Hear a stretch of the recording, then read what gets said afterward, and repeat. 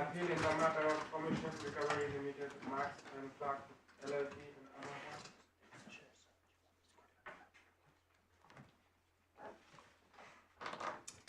Yes. Good morning, my lords. My lords, I appear on behalf of the appellants, to go with my learned friend, Mr. Hopkins, and to my right, Mr. Leslie, and behind him, Mr. Monaghan, appear on behalf of the respondent. Now you're going to help me with the pronunciation of your name, otherwise I shall rudely mispronounce it. Not rude at all, my lord. Rachel, but with an M. Machel. Machel. Lovely, thank you. Lord, can I just mention two very brief housekeeping matters first? The first point is there is a transcript being taken, so I wonder whether your lordship would be minded in the usual way to have a mid-morning and mid-afternoon break for the... No break. No break, my lord. Transcript writers are perfectly capable of listening to the recording and writing the transcript without a break. However, there is going to be a break if I can't get this screen working. My clerk seems to have disappeared. Just hang on a second.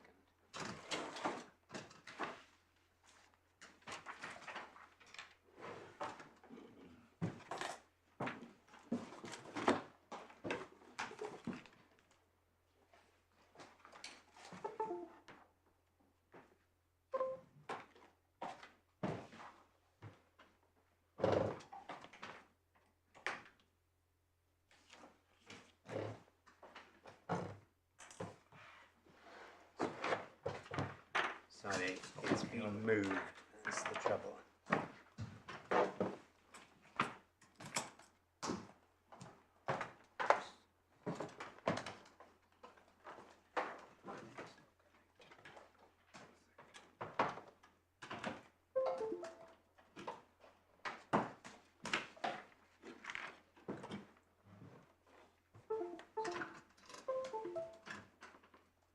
Could you get my clerk?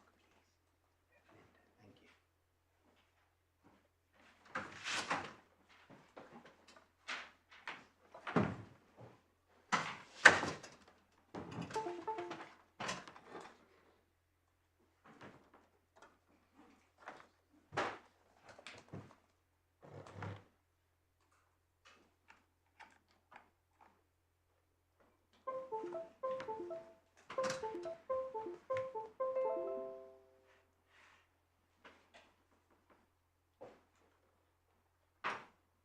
I think.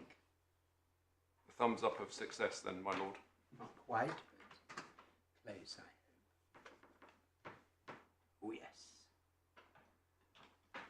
Just give me 2 seconds.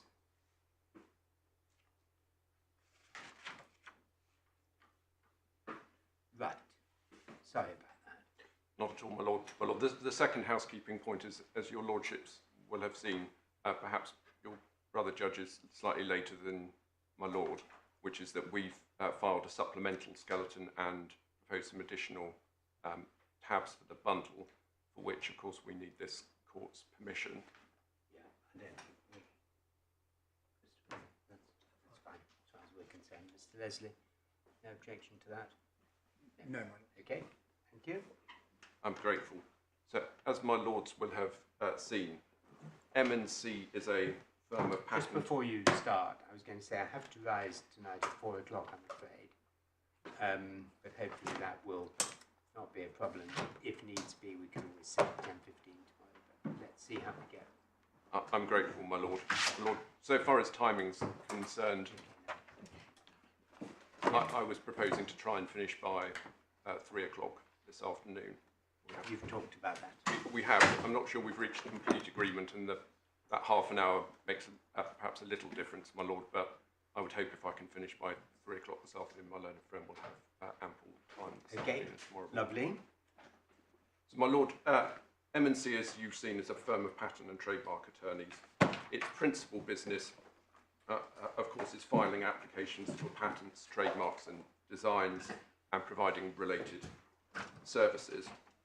Holders of IP rights, as my lords may or may not know, are required to pay renewal fees in respect of the rights that they hold in the various jurisdictions in which those rights are registered. And indeed, I think applicants are sometimes required to pay a series of fees while the applications are pending, and one can quickly imagine that businesses with numerous rights face an administrative exercise in ensuring that their rights are renewed and payments are made on a timely basis. And in the case of M&C, as I understand with other patent agents, they do not routinely provide the renewal services themselves. Rather, the practice, as my lords will have seen, is that M&C, in usual cases, refer their clients to a third-party entity now known as Clarivate, but referred to in all of the documents as CPA, and CPA provides the renewal services for which the clients pay CPA a fee, and the complaint in the proceedings arises from the fact that CPA pays M&C, or rather pays LAR,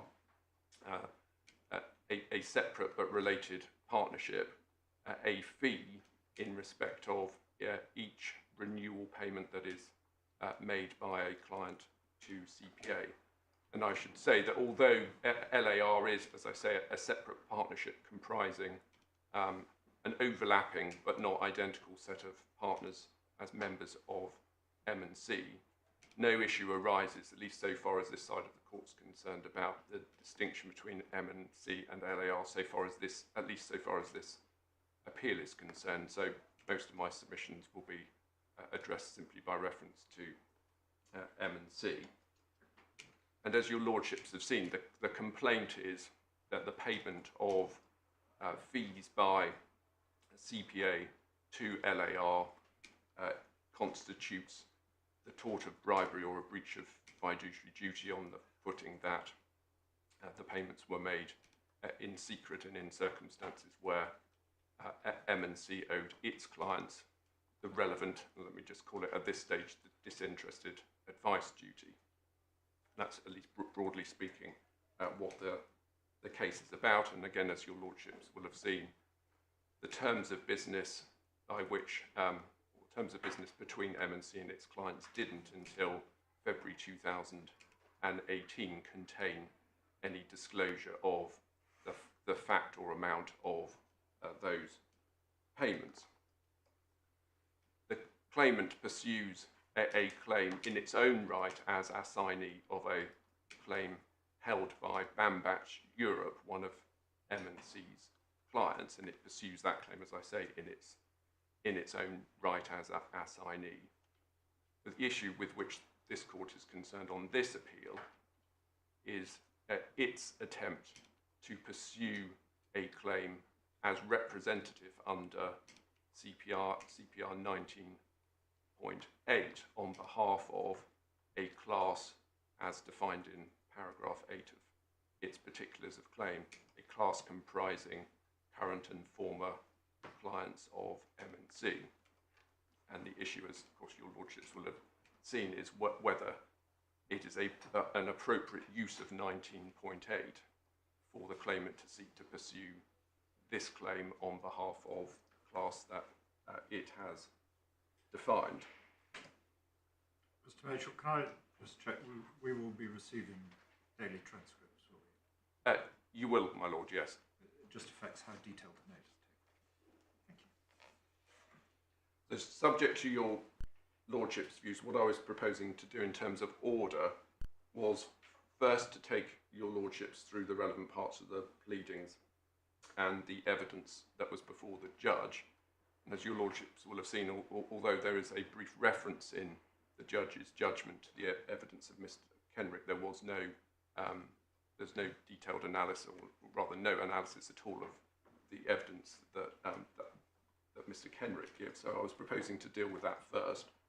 Then do we need the evidence beyond what's in the appendix you asked us to read? It goes slightly beyond that, my lord. Yes, I think so. Perhaps I'll check that before I address you on that. I can't now remember to the extent to which, and I apologise, I should know this, the extent to which the appendix recites the evidence that Mr. Kenrick gives about the knowledge, the potential knowledge on the part of the members of the class. But I'm hoping I can take you through his evidence and on any basis. Is the principle, I mean, the question we have to decide is the principle of whether knowledge is an essential part of the claim, and if so, whether that makes any difference, or whether it's a defence point. Well, that's one issue, my lord, although, of course, there was no suggestion that the judge was seeking to determine any of the issues on a summary judgment basis. It was never suggested that parts of the defence could be ignored on the basis that they were strikeable or didn't meet the summary judgment. No, I didn't test. suggest that. I was just saying that the question will be whether that aspect is a question for the claim, has to be pleaded as an essential part of the claim, for which there would be different facts for different claimants or not. Yes, my lord, that's one of the issues. Of course, the flip side would be that if there was no material before the court on which the court could take a view at this preliminary stage that there was any suggestion of knowledge on the part of any member of the class, then the legal point itself would be academic. Mm-hmm. So there are those two facets, my lord. Yeah, anyway, you'll come to it. We'll come to that. Then I was going to address your lordship lordships on the law, the relevant law so far as the tort of bribery and breach of fiduciary duty is concerned. Then move on to the law on CPR 19.8, then the judge's judgment, and then our submissions in support of our various grounds. When you say you're going to address us on the relevant law of tort of bribery and breach of fiduciary duty, equitable duty, am I right in thinking the judge didn't form any conclusion on any of those issues of law? He didn't, my lord. He cites fairly extensively from Lord Justice David Richards' judgment in Wood, but he didn't subject it to any kind of analysis. I mean, he hasn't decided any of those issues. Well, are we being asked to decide any of those issues? I think my learned friend Mr. Leslie would say that he has, in the sense that my learned friend's contention, so far as the judgment is concerned, is that the judge decided that there was no individualised assessment required in respect of the causes of action as pleaded. Our submission is he didn't. He seemed, it would appear, to proceed on the basis he didn't need to. We suggest the proper reading of his judgment is that that matter was left open. But I mean, ultimately, in a sense, that's an arid, debative sort of interpretation of the judgment. Ultimately, our point is whether he decided or not. If he decided that there was no individualised assessment required in respect of the claims, at least so far as liability is concerned, if he did decide that, then he was simply wrong. And that's not a matter which we suggest is a question, and either an evaluative or a discretionary decision. He was either right or wrong as a matter of law as to whether or not individualised assessment was necessary for the purposes of a determination of the claims of each of the members of the proposed class. I mean, if no individualised assessment is required for the purposes of liability, then you have a much harder task, don't you?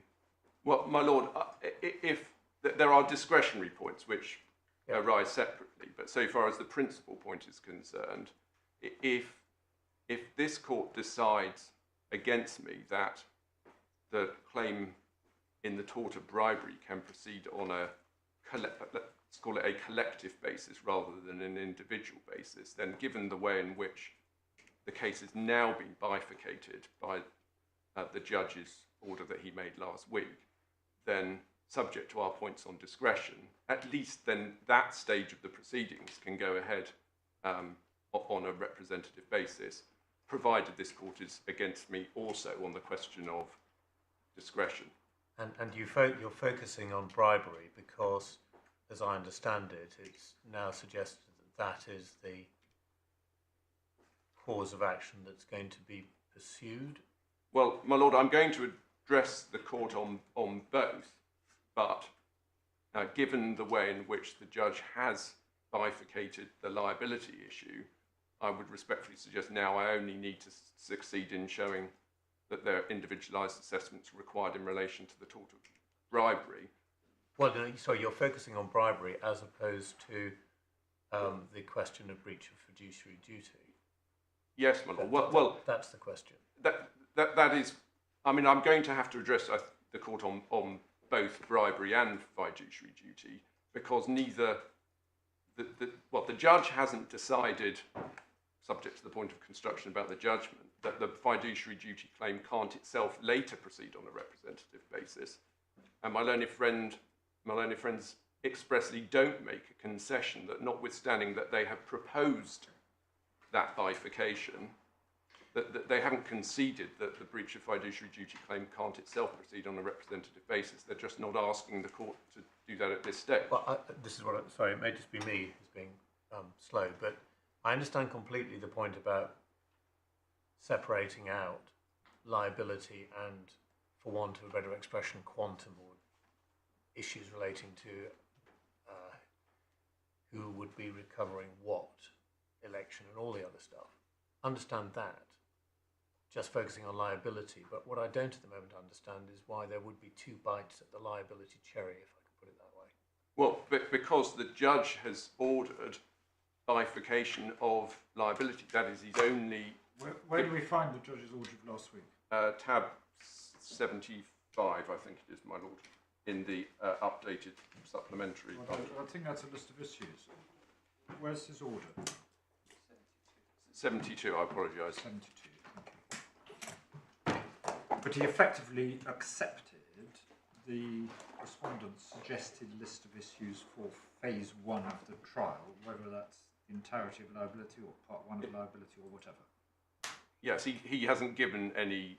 We've asked for reasons that he hasn't produced any reasons yet for the order. The claimant's proposal was that there should, in the first instance, be a trial of liability only on the tort of bribery claim. Yes. And also, specifically, a trial by reference only to the duty as it arises from the terms of business. And that's critical because, and this lays at the heart of the case, what my learned friend's side has proposed is that the court at trial can just shut its eyes to the circumstances in which the engagement of M&C took place. They say, we don't know whether the judge has accepted this argument because he hasn't given reason, but the bifurcation was put forward on the footing that there should be a trial of the bribery claim only by reference to the term as it appears in the terms of business. Does that mean that the question for us today is now reduced to, does the tort of bribery give rise to a common claim suitable for 19.8? Well, that's the heart of it, my lord. I hesitate to say that's the only point that the court has to decide. And I say that specifically because the judge hasn't, if your lordship's got the order there, he hasn't shut the door completely to what issues go to trial. So he gives a liberty. There'll be a second CMC in January and people can propose other issues. But if the tort of bribery is a collective type claim without requiring individualised assessment, then that can go ahead, and then it's purely a discretionary question, I think, as to whether it should. But you say that it does require an individualised assessment, and therefore it's not suitable for 19. We do, and that's the heart. That's the heart of the debate. We would respectfully suggest that the court should also address the question which the judge did when he gave the judgment under appeal, yes, which is whether the equitable wrong of breach of fiduciary duty is itself something which can be regarded as a common claim without the need for individualised assessment. I mean, we are appealing against the order made, yes, on that occasion, yes, and the judgment. And that point may become live again in the future because, as I say, my learned friend's side specifically have not accepted that the breach of fiduciary duty claim itself can't proceed on a common basis. So why did the judge order the bribery claim to proceed without the fiduciary duty claim? Did they not apply for that? What happened is that there was the first CMC in July. In preparation for that, the parties agreed a list of issues for the case and a list of issues for the first trial. That list of issues for trial included both issues on liability, but we agreed that subject to us continuing to say that the matter is not suitable for 19.8 at all, and that the judge should revisit that at the CMC. And then at the CMC, in the course of the debate with counsel, but not by way of formal ruling, the judge indicated he wasn't minded to approve the agreed list of issues for trial. And I'll take you to the relevant parts of the transcript later, but the thrust of his point was he was concerned that the way in which it had been formulated was too Bambatch Europe specific. The list of issues wasn't cast by reference to the issues actually affecting the class. Now, we would obviously say that that was a belated acknowledgement of the difficulty, the common issue difficulties to which this case gives rise, but he wasn't willing to agree to approve the agreed list of issues. He sent the parties away to propose a narrower list of issues for a first trial. The claimant side then proposed a narrower form of list of issues, which is in the form that the judge has now approved. That's the one at tab 75. Yes, and it's the right-hand column. Sorry, is it the one at tab 45 or 75? well, 75 is my table, or our table, my lord, which I thought it was, shows them side by side. okay. It's actually, but the one the judge actually approved is the one at 45, isn't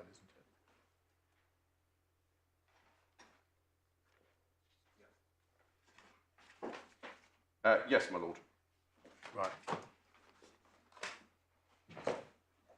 And it was the claimant's idea, following that first CMC, to propose a sort of further bifurcation, which split the liability issues into two, and only sent the bribery claim to trial. But again, I'll probably need to come back to this later. But it was put forward by them specifically on the footing that it could be dealt with, tort of bribery could be dealt with on a class basis, because the tort of bribery claim could be dealt with simply by reference to the term appearing in the terms of business, the duty to avoid conflict of interest read with the other provisions of the terms of business. But see, what I was struggling with is if you look at tab 45, and I appreciate I'll probably find it in your table as well, but the issues for the determination just talk about duties arising from the standard terms of business, the relationship arises between M&C, LAR and CPA, and then it goes straight to breach. And as to breach, the first set of questions at paragraph 18 seem to raise the question of whether there's a realistic prospect of an actual or potential conflict of interest, which I sort of understood to be equitable. And then it goes on, 19, are M&C and LAR liable in the tort of bribery? So I'm not quite sure why everybody's sort of saying, well, it's only going ahead on the tort of bribery and the fiduciary duties has been parked. Well, my lord, that was specifically the basis upon which the new amended version was put forward by the claims. I accept that the way in which the issues are cast, and so the issues now approved by the judge, leave those kind of points slightly open-ended. I accept that. Can I ask, sorry, while we're looking at this, paragraph 23, under the heading the representative action, raises as an issue for this trial, did each of the elements of a claim advanced by reference to Bambatch Europe apply equally to each of the members of the class? Or is an individualised assessment necessary? If that's an issue for trial,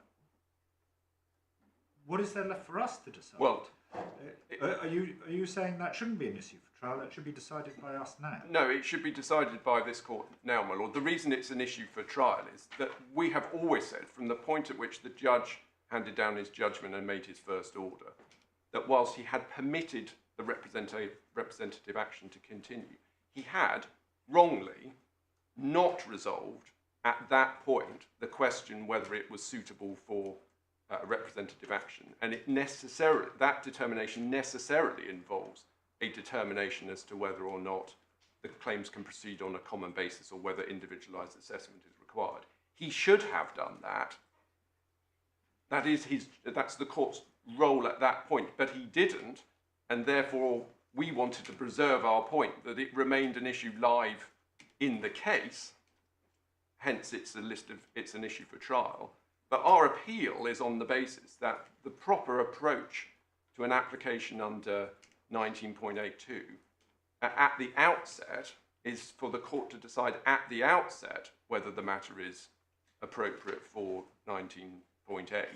And as I say, that involves the question of deciding whether the claims are common claims. So just to finish the point, my lord, I apologise.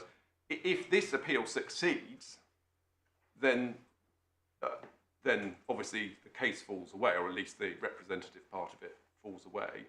If the appeal fails, but this court decides the common interest point against me, then this trial issue may well fall away as well. But my lords, certainly our position is that this court needs now to decide whether we are right in our contention that the judge should have found that these aren't common claims, and that he should have, therefore, dismissed the representative part of the claim, and this court should do that now. So he should have grasped the nettle, and we should grasp the nettle, and it's not sufficient to say, well, you've got a trial coming up, you can argue it all at the trial. No, my lord. No. I mean, the cases are at one that the court has to decide at the outset whether or not the matter should proceed as a representative action based upon the pleadings and the materials available at the outset. Can the court not decide that a single issue is suitable for representative determination? Yes. So what Lord Leggett did in Lloyd and Google, one of the things he said in Lloyd and Google was that the court in the modern day should take a flexible approach to 19.8, and that therefore if there are issues that can be identified of value to the parties affected by them, and those issues can be decided on a common basis, then the court can bifurcate as much or as little as it likes to isolate. The judge didn't do that. Well, he didn't do that, my lord. No, at that stage he simply allowed the whole matter to proceed. And I thought he said it was going to be kept under review. He did. So it was just at this stage. I'll let it go forward, and when we come to more granular examination of the issues, I'll make decisions along the way. Is that not? Well, that's what he decided. And you say that's wrong, and he should have grasped the nettle, decided that you couldn't try the bribery issue or the fiduciary duty issue except by an individualised assessment, and therefore he should have thrown it out at that stage. Yes, because what's happened. That's illustrated by what's now happened. So there has now been bifurcation of the remedy issues, election and other bits. So those have been parked, at least for the moment. And what's been isolated is the question of liability. And we say liability in a case like this plainly doesn't give rise to common issues suitable for 19.8. There has then been a further attempt at bifurcation to focus only on bribery.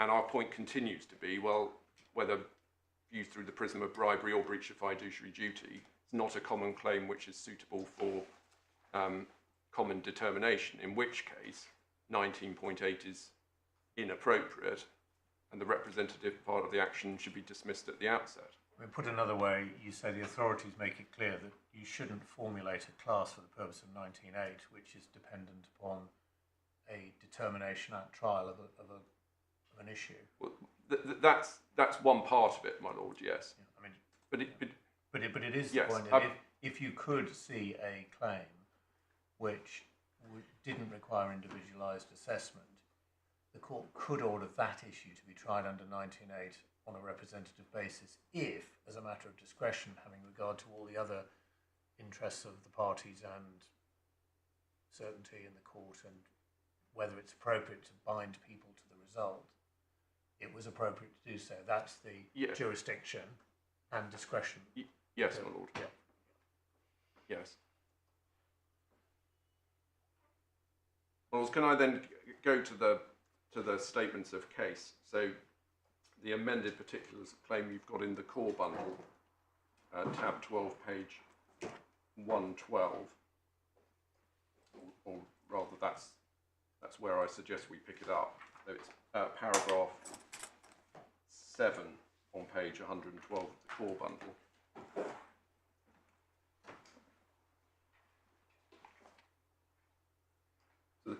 There's no suggestion of any further amendment waiting in the wings. This is no, but as you've probably seen, my lord, all of the pleadings were in a proposed amended state before the judge, but orders have been made now approving the amendments, and so the versions I'm showing you are the current versions. So paragraph 7, the claimant pleads these amended particulars of claim on a representative basis by reference to the rights, interests and course of action assigned to the claimant by one assign or Bambach. Bambach claims a representative of the claims of all affected current and former clients of M&C, including other assignors. And then the class is defined in paragraph 8. For the avoidance of doubt, the relevant class of affected clients comprises all current and former clients of M&C, one that had a direct contractual relationship with M&C, and it's been pleaded in that way to leave out of account any client that contracted with M&C through an agent, where the agent actually contracted on behalf of the client because of a point we made in pre-action correspondence. The agent oversees attorneys who acted for clients and who sometimes did contract on their client's behalf with M&C. Some of them will have known about the CMF arrangements. And so to avoid that problem, the class is limited to those clients that had direct contractual relationships. And then Roman 2, so clients that were subject to M&C standard terms of business from time to time. And then Roman 3, in respect to which the renewal of whose IP rights CPA made payments to M&C and all the partnership after 2009 and prior to 1 February 2018. 14th of March 2009 is the date that M&C was incorporated as an LLP, and 1 February 2018, the cut-off which has been adopted by reference to the date that the amended terms of business were prepared. And as your lordships may well have picked up, those amended terms of business do make a disclosure of the fact and quantum of payments. I mean, in your skeleton argument, I thought you criticised the selection of those dates as being in some way illegitimate or self-selecting or whatever, but what's wrong with them? Well, my lord, that's not a point I'm going to develop at all today.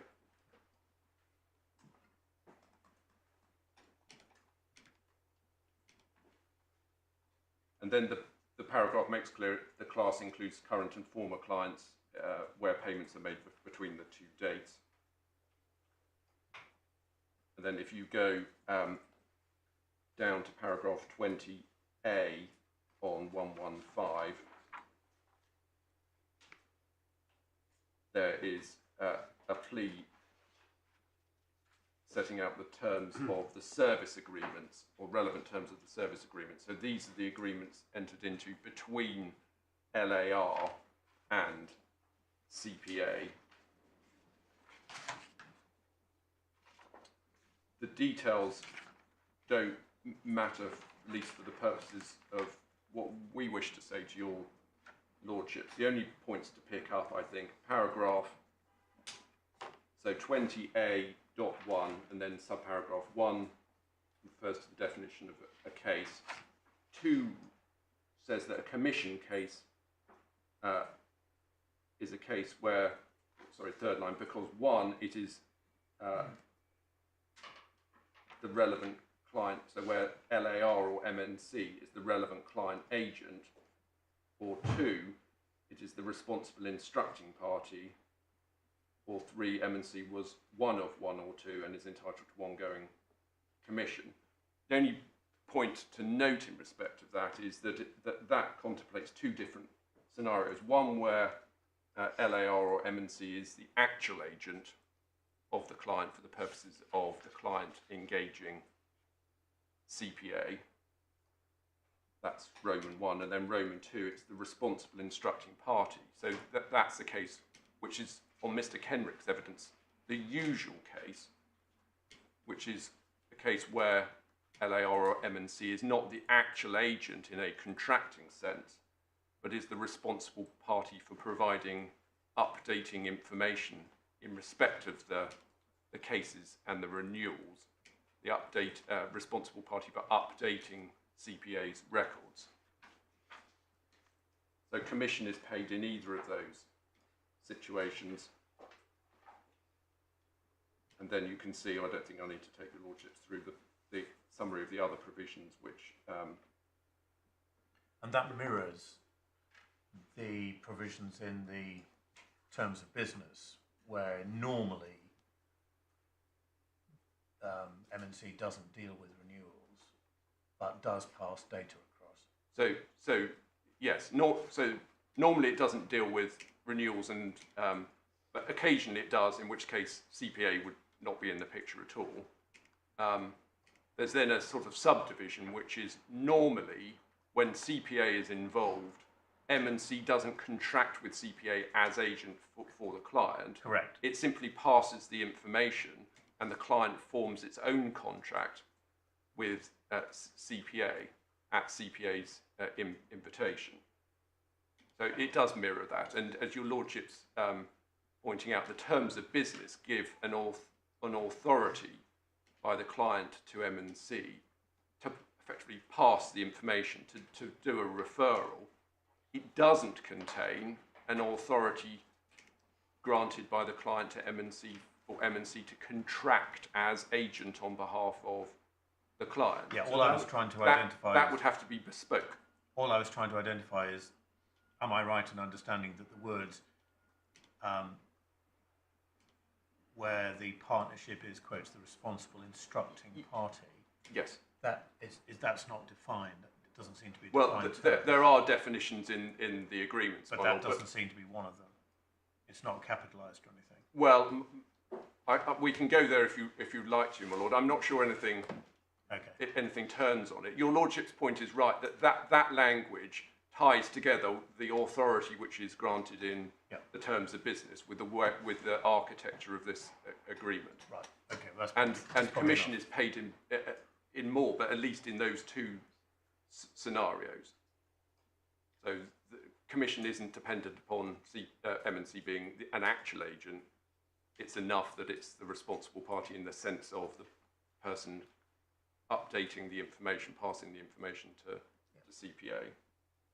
Before you leave the terms, subparagraph 9 of 28.1 and subparagraph 10 of 28.2 refer to confidentiality.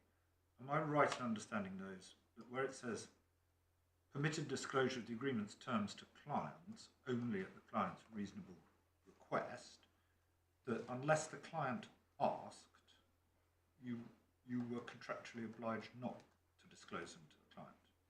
Certainly without going back to CPA for permission, that's right. And the only other point I think to note about the service agreements is that in the 2000s... Why is that? Sorry, my lord? Why was that? I'm not sure I know the answer to that question, my lord. I'll be correct if I'm wrong. I'm not sure there's any evidence that explains that.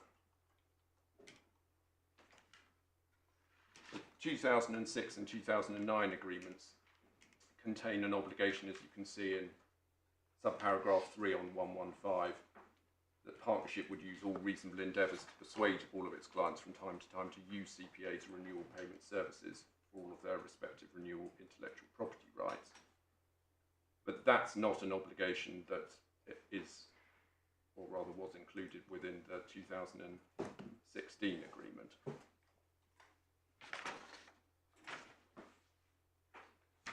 that's the service agreements. If your lordships go over the page to 117, paragraph 21, where it was engaged by clients to act as a patent attorney or trademark attorney, M&C contracted on the basis of the terms of engagement and terms of business, or on the basis of a bespoke agreement or agreements and terms of business. All class members contracted on the basis of terms of business as communicated to them from time to time under their applicable retainers. Well, I need to just pause there very briefly. With respect to my learned friends, there's a sleight of hand there in that class members certainly contracted on the terms of business because the class itself is defined as only including clients that did contract on the terms of business. But the claimant can't know, so far as the class as a whole is concerned, whether in respect of any particular member of any particular client, that client did in fact become subject to the contractual terms. And Mr. Kenrick gives evidence to the effect that not all clients were subject. But you presumably do know, or did know, which of your clients contracted on what terms?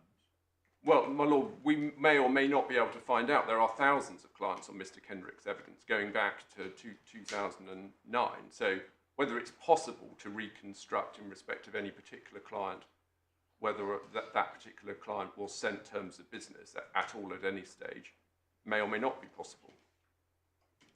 But I don't understand why it's a problem for the claimant.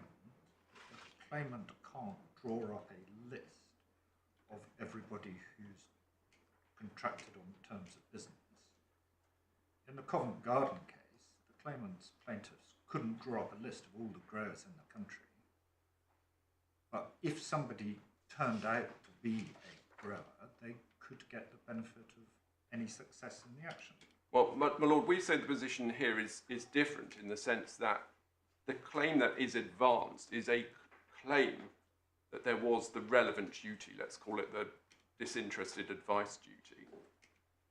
That is the foundation of the claim, and that's said to arise from the terms of business. So it is in the nature, we would suggest, of... We'll come to it, but I thought this claim was not advanced as a breach of contract claim. It was advanced as a claim, you're my confidential agent, and you've had a secret commission. But the case is put on the footing that the disinterested advice duty arises from the contractual terms, arises from the terms of business. So it is a necessary step in the cause of action of each member of the class. But they contracted on the terms of business, but that's how the class is defined. I don't see. Well, that is a matter in issue. That is a question in issue in the proceedings. What is a question? Where the contractual terms between each client and M&C. Why? The claim is pleaded on the basis that the contractual terms give rise, or constitute or give rise to the disinterested advice duty. What is defined as the class has a number of limiting factors, temporal and so on and so forth. They have to be direct. One of the limiting factors is you have to have contracted on the standard terms of business. So they're not purporting to bring a claim on behalf of people who had bespoke arrangements without the standard terms of business. Those standard terms of business are, I think, identified in the pleading, but at any rate, that is a question of evidence. Paragraph 22 sets out a number of terms of business. It's a matter of argument whether those terms of business do give rise to particular duties. But if they do, what's wrong with saying everybody who contracted on those terms has the same duty owed to them? But the cause of action itself is a cause of action which necessitates the pleading of the terms of the relationship. Why? I don't understand that. If I say there are 1,000 people who contracted with you between 2009 and 2018, and all these people contracted on your standard terms, which varied from time to time, but they all included this term or that term or the other term, and all those terms give rise to an obligation not to pocket a secret commission without telling me. Now, those things may all be disputable, but if that, as a matter of law, is correct, if all those terms of business do give rise to that duty, what's wrong with saying that's a sufficient pleading? All the people in the class contracted on one or other of these standard terms. Here are the standard terms. They give rise to this duty. What's wrong with that? My Lord, let me make it clear that this point is not central to the arguments that I make, in the sense that it doesn't matter ultimately to the arguments I make whether your Lordship's right on this particular. No, but I think it illustrates the 19.8 question, which is, have you done enough to establish that everybody in the class is in the same position on a particular point? And we'll come to... I need to come to that's why I say, my Lord, that my points about that don't depend on the point I'm debating with your Lordship. Yes, but I haven't quite understood what your point is on this. So is it your point that in order to bring representative action, you need to plead the date of every single contract of all 10,000 clients? I mean, is that what you're saying? Well, my Lord, the heart of the case is whether, even in respect of clients that engaged on the terms of business, but they're the only people we're talking about. That's why I find this point difficult. If the class had been defined as anybody who'd used your services, then I could see you could have a point of saying, well, some people used them on terms of business and other people had bespoke arrangements. But the class itself is defined as people who contracted on your terms of business. So I have... I'm sorry. I've spent long enough on this point. What's the heart of the case? The heart of the case is that even for those who contracted on the terms of business, it is necessary to decide the scope and content of the obligation to avoid conflicts, which is imposed by the terms of business. Sorry, say that again. Necessary to decide the scope and content of the duty arising from the obligation in the terms of business to avoid conflicts of interest. Because ultimately that's all that the terms of business say. But one has then got to engage in an exercise of deciding what, in the particular circumstances of a particular retainer, was the scope and content of the obligation to avoid conflict. So, but why is it different for different members of the class if they all contracted on the same terms of business? Well, take Bambach Europe as an example, my Lord. What Bambach Europe did, we say, and this may be disputed at trial, is that Bambach Europe was referred or introduced to CPA by Bambach Australia. And that introduction arose in the context of Bambach Australia assigning existing IP rights from itself to Bambach Europe. And M&C was instructed only by Bambach Europe to go through the recordal process, so the process of recording the assignment of rights at each of the international institutions, relevant institutions. So M&C's retainer was not a retainer to act as a patent agent in the normal sense. It was a retainer limited to recording, taking the steps to record the registration of the assignment. And that instruction took place in the context of, we say on the facts, Bambach Europe already deciding to use CPA because of the introduction and recommendation given to it by Bambach Australia. So these services were narrow, and Bambach Europe, we say, didn't repose any trust and confidence in M&C in respect of its instruction, its Bambach Europe's decision to instruct CPA. It made the choice of its own volition. So M&C made no introduction or referral.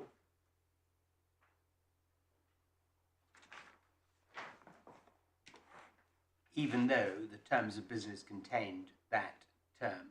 Well, it contained an authority to do something, but actually on these facts, that never took place.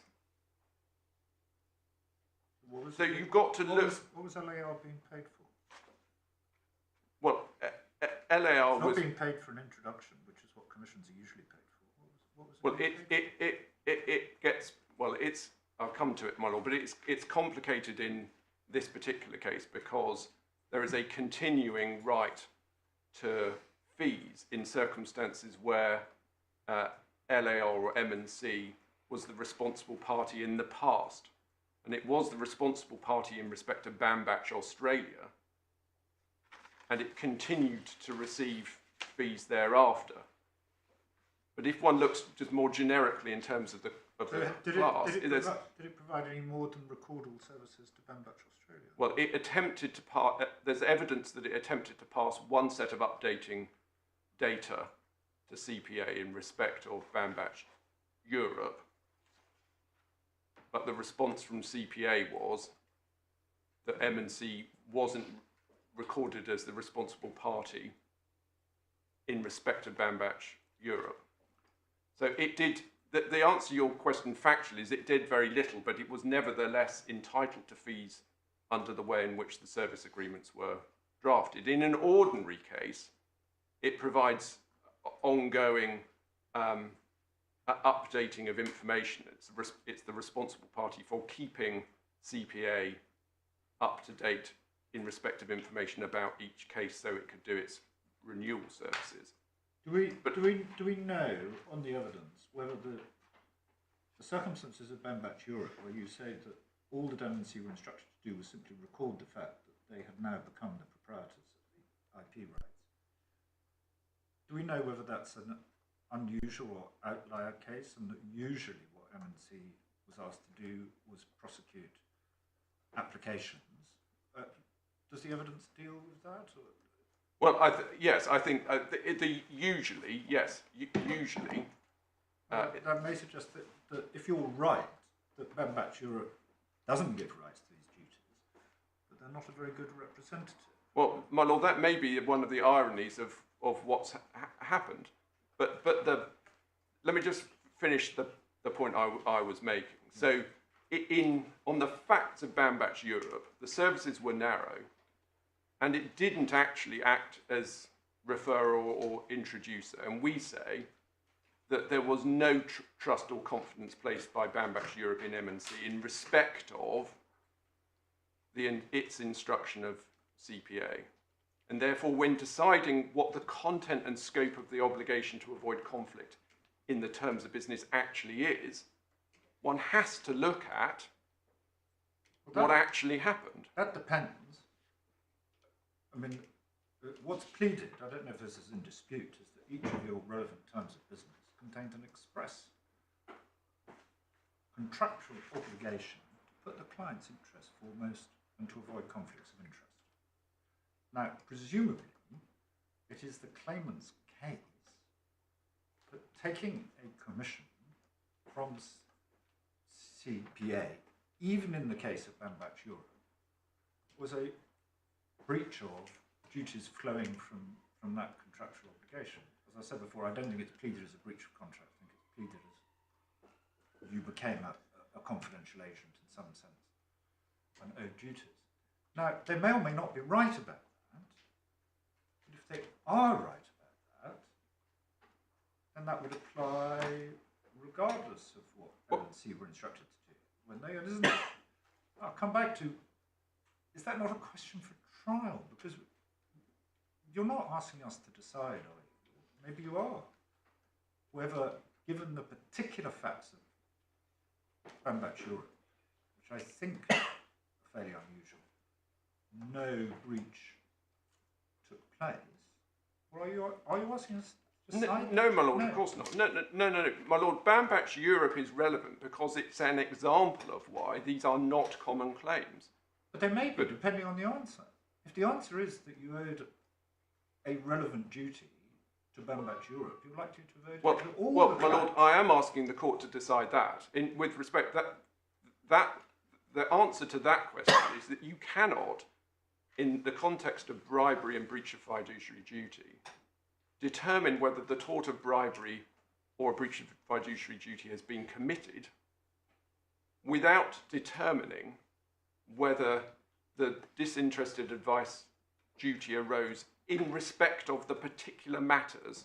That depends upon you characterising the duty as the disinterested advice duty. And I apprehend that the claimant says that's not necessary. All I need to show is that you are my agent. You put yourself in a position where your personal interest conflicted with the duties you owed to me. And that's enough. No, they may or may not be right about that, but I don't, for myself, think we're going to decide that, or maybe we are not. Well, I think what you'd better do now, because otherwise we're going to get into timing difficulty, is get on with the way you put it. Well, my lord, yes, I need to go back to the particulars of claim. I think you ought to, because you haven't got off the first part of your first submission. I will try and ask you fewer questions, Mr. Major. Keep going.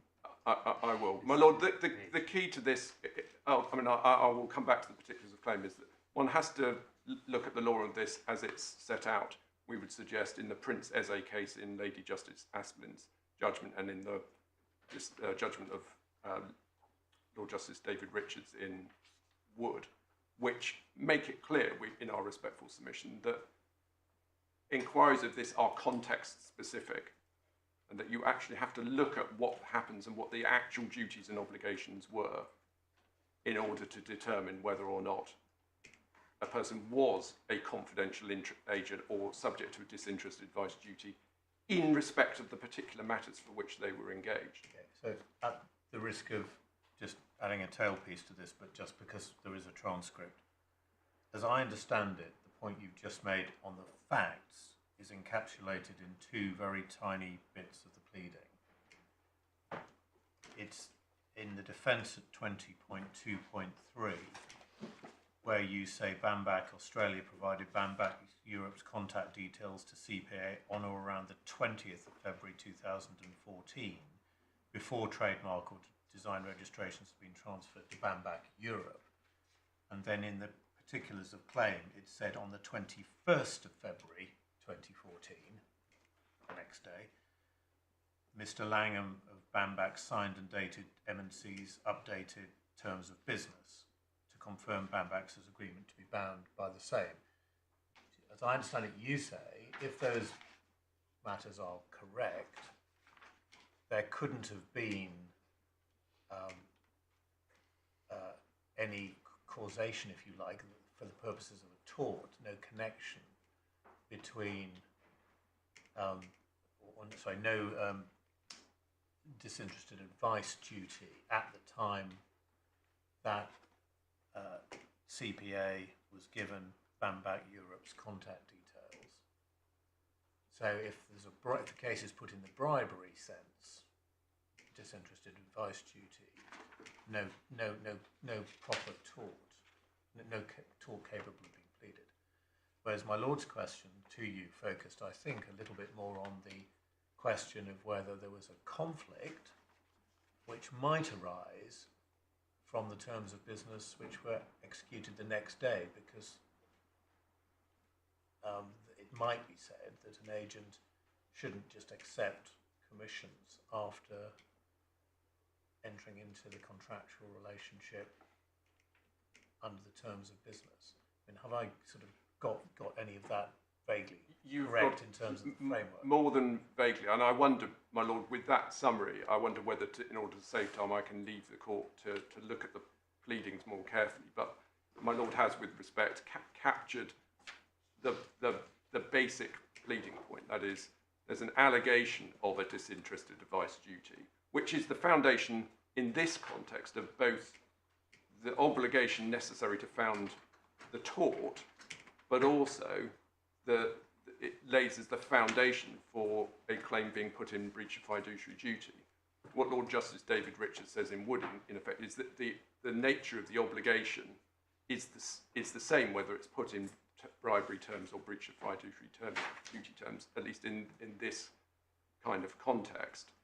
And what we say is that that relevant duty is a duty that can only that arises from an examination of the terms of business and the context of the retainer, and that on the facts of Bambach Europe's case, there was no relevant duty because of the circumstances in which and the way in which Bambach Europe came to instruct CPA. And we say that point's good, as it were, both in respect of what we say in relation to bribery and breach of fiduciary duty. And you say it's an illustration of the need for individualised investigation. And your challenge to the claimants is show us a case which doesn't depend on individualised examination. That's what. Well, in a rhetorical sense, it's a challenge, my lord. But actually, fundamentally, it's not a challenge. The relevance of Bambach Europe is to show that these kinds of claims can't be advanced on a common basis. It would be no one's suggesting that it would be a practical possibility to go out, other than by adopting some kind of opt-in process, class process. One can't go out into the class and check whether any particular client is sort of a bog standard instruct M&C to register rights and with a coupled referral to CPA. There may be lots of claims which are vanilla in that sense, but that's not a possible task one can do in the abstract. One can't do it by way of class definition without falling foul of the rule against not defining the class by reference to something that's in issue in the proceedings. So the relevance of Bambach Europe is not so much a challenge, it's look, here's an example of why we say each claim has to be considered on its own facts. I mean, Lord, again, I know I need to get back to my plan, my lord, but there's a second point here, which is it's not just a question of disinterested advice duty, and I'll come back to this again later, of course, but there's the basic question of knowledge. So if there is a member of the class that knew about the payment of CMF, then it has no claim in bribery, at least, because it is an aspect of the tort that the payments are secret. So knowledge defeats a bribery claim. Why is it just a defence? Because secrecy is an aspect of the tort. I'll show you that, my lord, when I get to the authorities. But secrecy is an aspect of the tort. But even if it's only a defence, for these purposes, it doesn't matter. Because if this kind of case is being pursued on behalf of a class of thousands, we have evidence which says, well, plenty of clients will, at least from third-party sources, know that CMF is paid. But we can't know, in respect of any particular client, whether they knew as a result of a knowledge acquired from a third party. See, if it was put on the basis of breach of fiduciary duty, a duty to avoid a conflict arising out of the terms of business, isn't the boot on the other foot that you would need to show fully informed consent? I agree. Knowledge alone defeats bribery. Informed consent as a defence would be necessary to defeat a claim for breach of fiduciary duty. But what constitutes informed consent will itself depend upon the circumstances. So if there was a commercial, sophisticated client who, through dealings with other patent agents or dealing with attorneys, knew full well about the CMF arrangements between patent agents and CPA, that might mean that there was informed consent.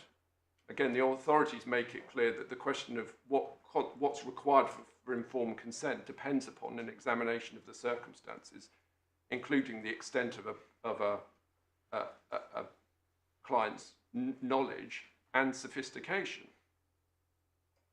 But again, if this is being pursued on a class basis, there is never any opportunity for us, practical opportunity for us to defend on the basis of either knowledge or informed consent. Well, doesn't this depend on what is being determined on a representative basis? I mean, you can have a claim where you determine that everyone who contracted on these terms and conditions and for whom a referral was made to CPA and a commission was paid has a claim subject to defences. And there may be specific defences. What's wrong with that? Well, It's the same as saying that the damages may not be the same for everybody. There may be more damage or less damage, but there is a claim subject to a specific defence of, say, knowledge, fully informed consent. my lord, one has to unpick what you've just said. What you just said included the fact of a referral by M&C of clients to CPA, and that referral didn't happen in all cases. And Bambatch Europe is an example. I get the Bambatch point that it didn't happen in Bambatch, but assuming that the claimant here represents somebody to whom that did happen and has an assignment from somebody from whom that did happen, why does the fact that there may be individual defences prevent you trying the guts of the elements of the claim as a representative? We're moving outside this case because Bambatch is the case that's being relied upon as the foundation for the representative action. If it's not common with others, then this has to fail. The fact that there may be vanilla clients out there with a more straightforward case is just irrelevant. I thought there was another one that they were claiming. Well, my lord, the claimant holds another assignment, but again, that's not typical either, perhaps again ironically, because that's an example of where there was in fact a bespoke arrangement under which M&C acted as the actual contracting agent on behalf of the client with CPA. So it's not a typical example either. So as I understand it, you say that the case that is currently formulated, which is the only one that's in front of us and the judge, is the Bambatch case. Yes. In fact, there may be another plain vanilla better one out there. Well, that's not the case we're dealing with. That's not the case you're dealing with. Because we don't have the flexibility of, as you might under a sort of collective action, collective proceedings or something. But this is a representative claim, so we're dealing with this. And as I understand it, you say the other point is that it's just not jurisdictionally right to attempt to try the issue of liability for a class where people in the class may have fundamentally different facts as regards both the cause of action or the most obvious defence to that cause of action. Yes, and so far as defences are concerned, if one can isolate a sort of a subclass defence, as it were, one can have. So the fact that there are different defences doesn't necessarily prevent representative action. Again, Lord Legate made that clear. He was envisaging subclasses to deal with particular issues, but that, of course, presupposes that the issue that defence gives rise to is itself something that can be dealt with on a common basis between the members of a subclass. If there are just the potential for defences which are of their nature, individual in nature, then it's no different than looking at the constituent elements of the cause of action. It's just that the nature of the thing that you are dealing with means that determining liability requires the court to deal with cases on an individual basis, and therefore there's no commonality which would justify a representative action. And what the judge has ultimately done here is to bifurcate within liability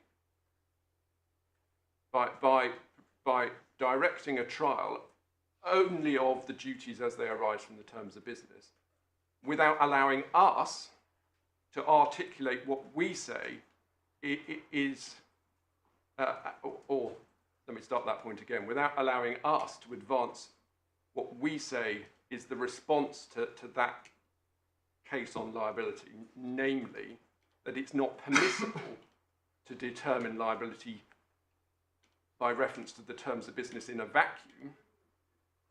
In order to decide scope and content of duty, one's got to look at, in this kind of case, the actual circumstances in which the agent was engaged and what actually happened. Well, isn't it, I mean, I get all that.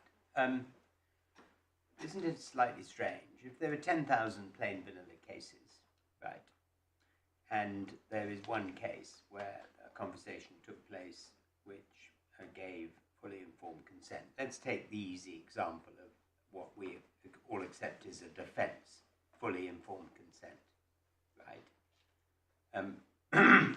And let's leave Bambatch on one side for a minute. Let's assume that they represented a plain vanilla client. And could you really say that because one of the 10,000 plain vanilla cases was not plain vanilla, that the representative claim was not admissible and that the whole process was flawed?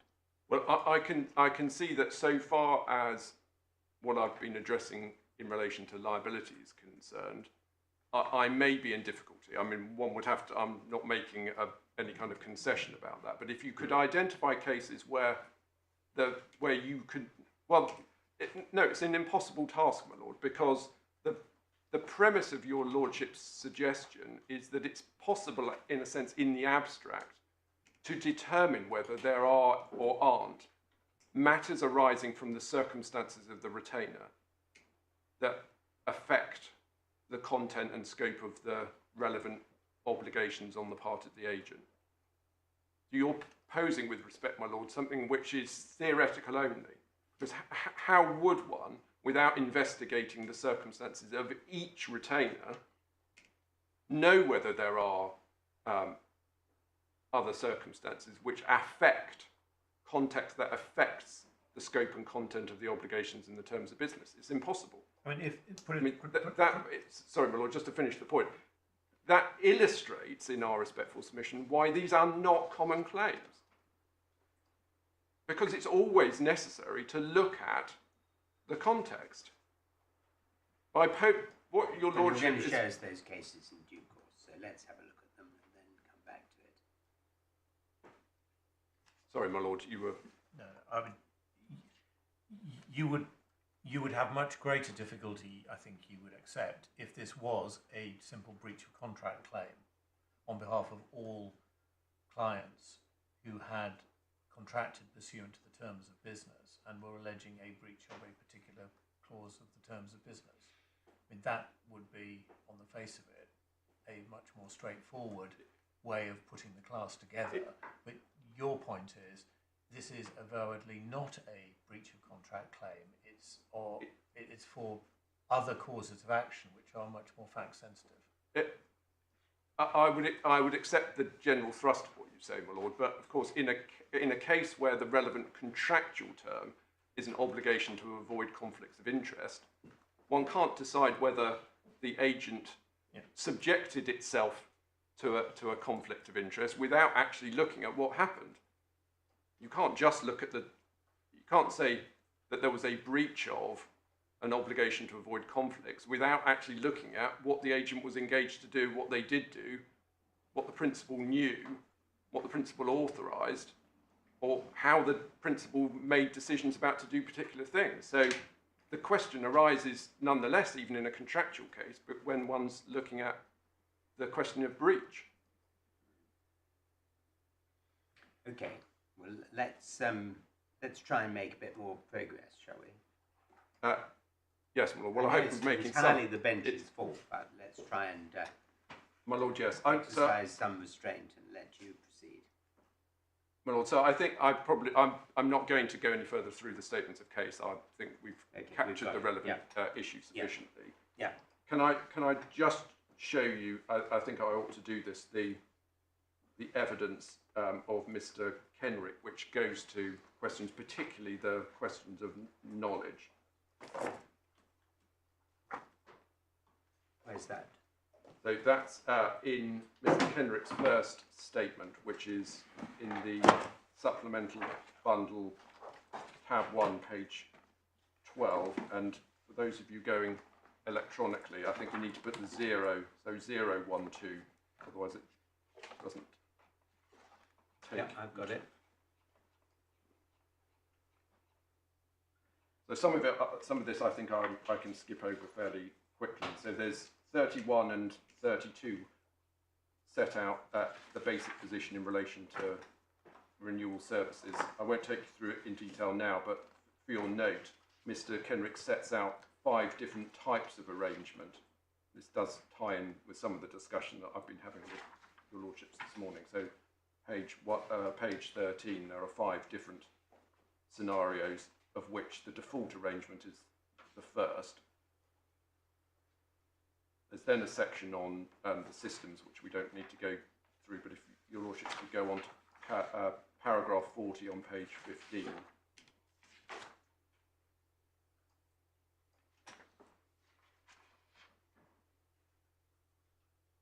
When new cases are added to CPA's records, CPA will issue reminders to the relevant client, and then after the comma in the next line, at that point the client will decide whether to instruct CPA to undertake the renewal. So that's the point about M&C not usually acting as an actual agent.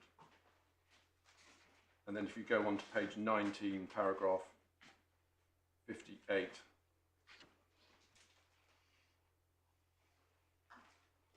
the reference to the February 2018 terms of business, then second sentence. Nevertheless, across the 12 years from the commencement, actually perhaps I could invite your lordships to read 58, 59 and 60.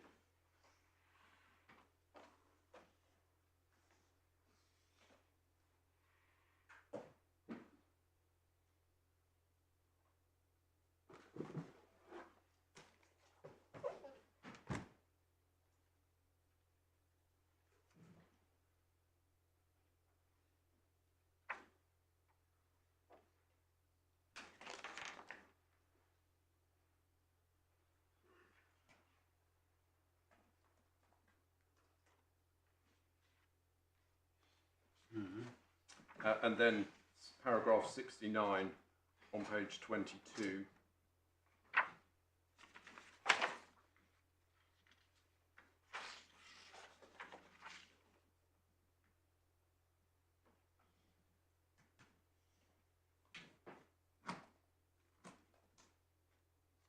It's 69, 70 and 71.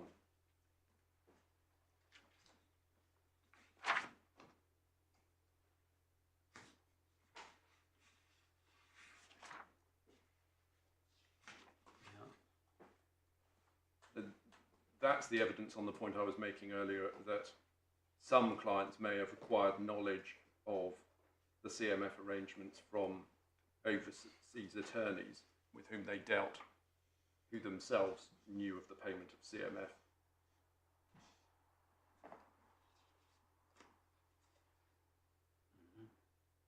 And then paragraph 80 on page 24.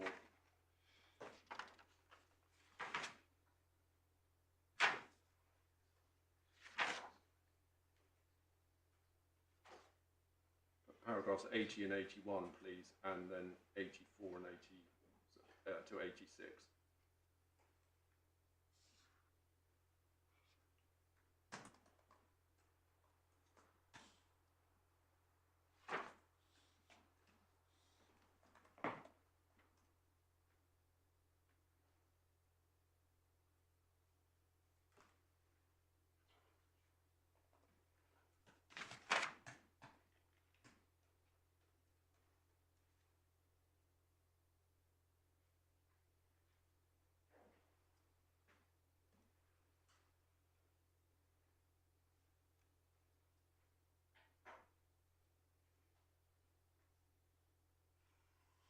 It's one thing to know that payments might be made, it's another thing to know they are made. My lord, yes. I mean, that would then give rise to an issue in any particular cases as to the extent of any particular client's knowledge, and then whether that knowledge defeats the secrecy aspect of bribery, or the extent of that knowledge meant that the client had given informed consent, but that's necessarily, would say, a fact-sensitive exercise. What Mr. Kenrick is saying, he's giving evidence that there may be clients out there who knew, and that's not something that the court can possibly deal with on a representative basis. In other words, that's an illustration of why these are not common claims suitable for determination under 19.8. Your primary point is that the court will be trying Bambach's claim, because that's the point. The court's not trying other people's claims. It's a representative claim. I mean, well, it's not a representative claim in the sense I think your lordship's just said, that the representative is a representative of the members of the class. no, that's what I'm saying. But That's what I'm saying. But the whole point about a representative action is that the court tries one person's claim, namely the representatives, on the basis that the result will bind the other members of the class. that's right, my lord. But then part of the inquiry that ought to take place in deciding whether or not I'm not disagreeing well, with you. No, my lord. Just to be But clear. no, I know, my lord. But there's a point that follows on from what your lordship's just said. What one has to look at is whether the facts and matters pleaded by the representative would themselves constitute the cause of action of each member of the class. And that's the exercise that Lord Leggett undertook in Lloyd and Google, where he disagreed with my lord, the Master of the Rolls, as to whether in Google it was possible, whether the way in which the law worked meant that the matters pleaded by the representative did or didn't. Well, I don't think he did disagree with me about that, actually. I think he disagreed with me about the data protection point. That's where he really disagreed. As to the representative claims in 19.6, I don't think there was much disagreement. I mean, I haven't studied it, but I was assuming you were going to show me how wrong I was. No, my lord. I think on that point he didn't disagree. The point I'm making at this stage is that the exercise that Lord Leggett went through was to look at whether what had been pleaded by the representative was good enough as a matter of pleading to constitute the cause of action of each member of the class. Did it or didn't it? And Lord Leggett's answer was it didn't, and therefore the representative claim failed. So although my Lord Justice Snowden is right that you are trying only the representative's claim, you are looking at whether determination of that claim necessarily resolves the claims of all members of the class. Yeah. If it won't necessarily on the pleadings, then 19.8 is not appropriate. On the pleadings, paragraph 42 of the amended particulars of claim pleads in terms that M&C owed each class member the duties it owed to Bambach and breached those duties in the same way and is liable to the same extent. Now that's an allegation. You take issue with all of that. But if that were right, then it would be suitable for a representative action. But it's not right, my lord, with respect. It's That's not what right because that's what you're asking us to decide. Determining Bambach's claim, looking at whether or not it was owed a disinterested advice duty and whether that duty was breached, doesn't tell you, and this is the heart of it, doesn't tell you anything about the other claims. Because, of course, the flip side to all of this is that if the representative's claim fails, all claims fail.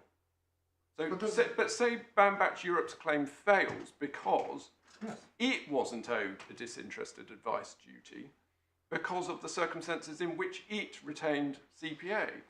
If its claim fails on that specific basis, all the claims fail, including the vanilla ones. That assists you, doesn't it? Yes, but that's my point, my lord. The point is that it's no good them just pleading by assertion that the duties are the same and all the duties were owed to each member of the class. They are wrong. That's just a wrong piece of class pleading, we would respectfully suggest.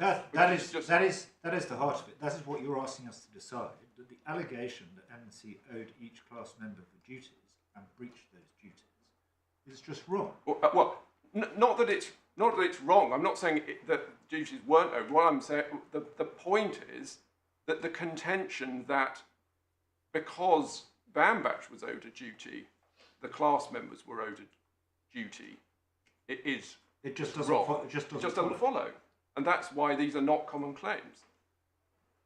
Although, to pick up my Lord the Master of the Rolls' point to you earlier, if somebody came along, if their second string was wheeled out as a neutral, plain vanilla, assuming it was plain vanilla, then a lot of these issues would fall away. You might say it's not plain. I know you said the second standby is not plain vanilla. But well, let's imagine there is a plain vanilla case.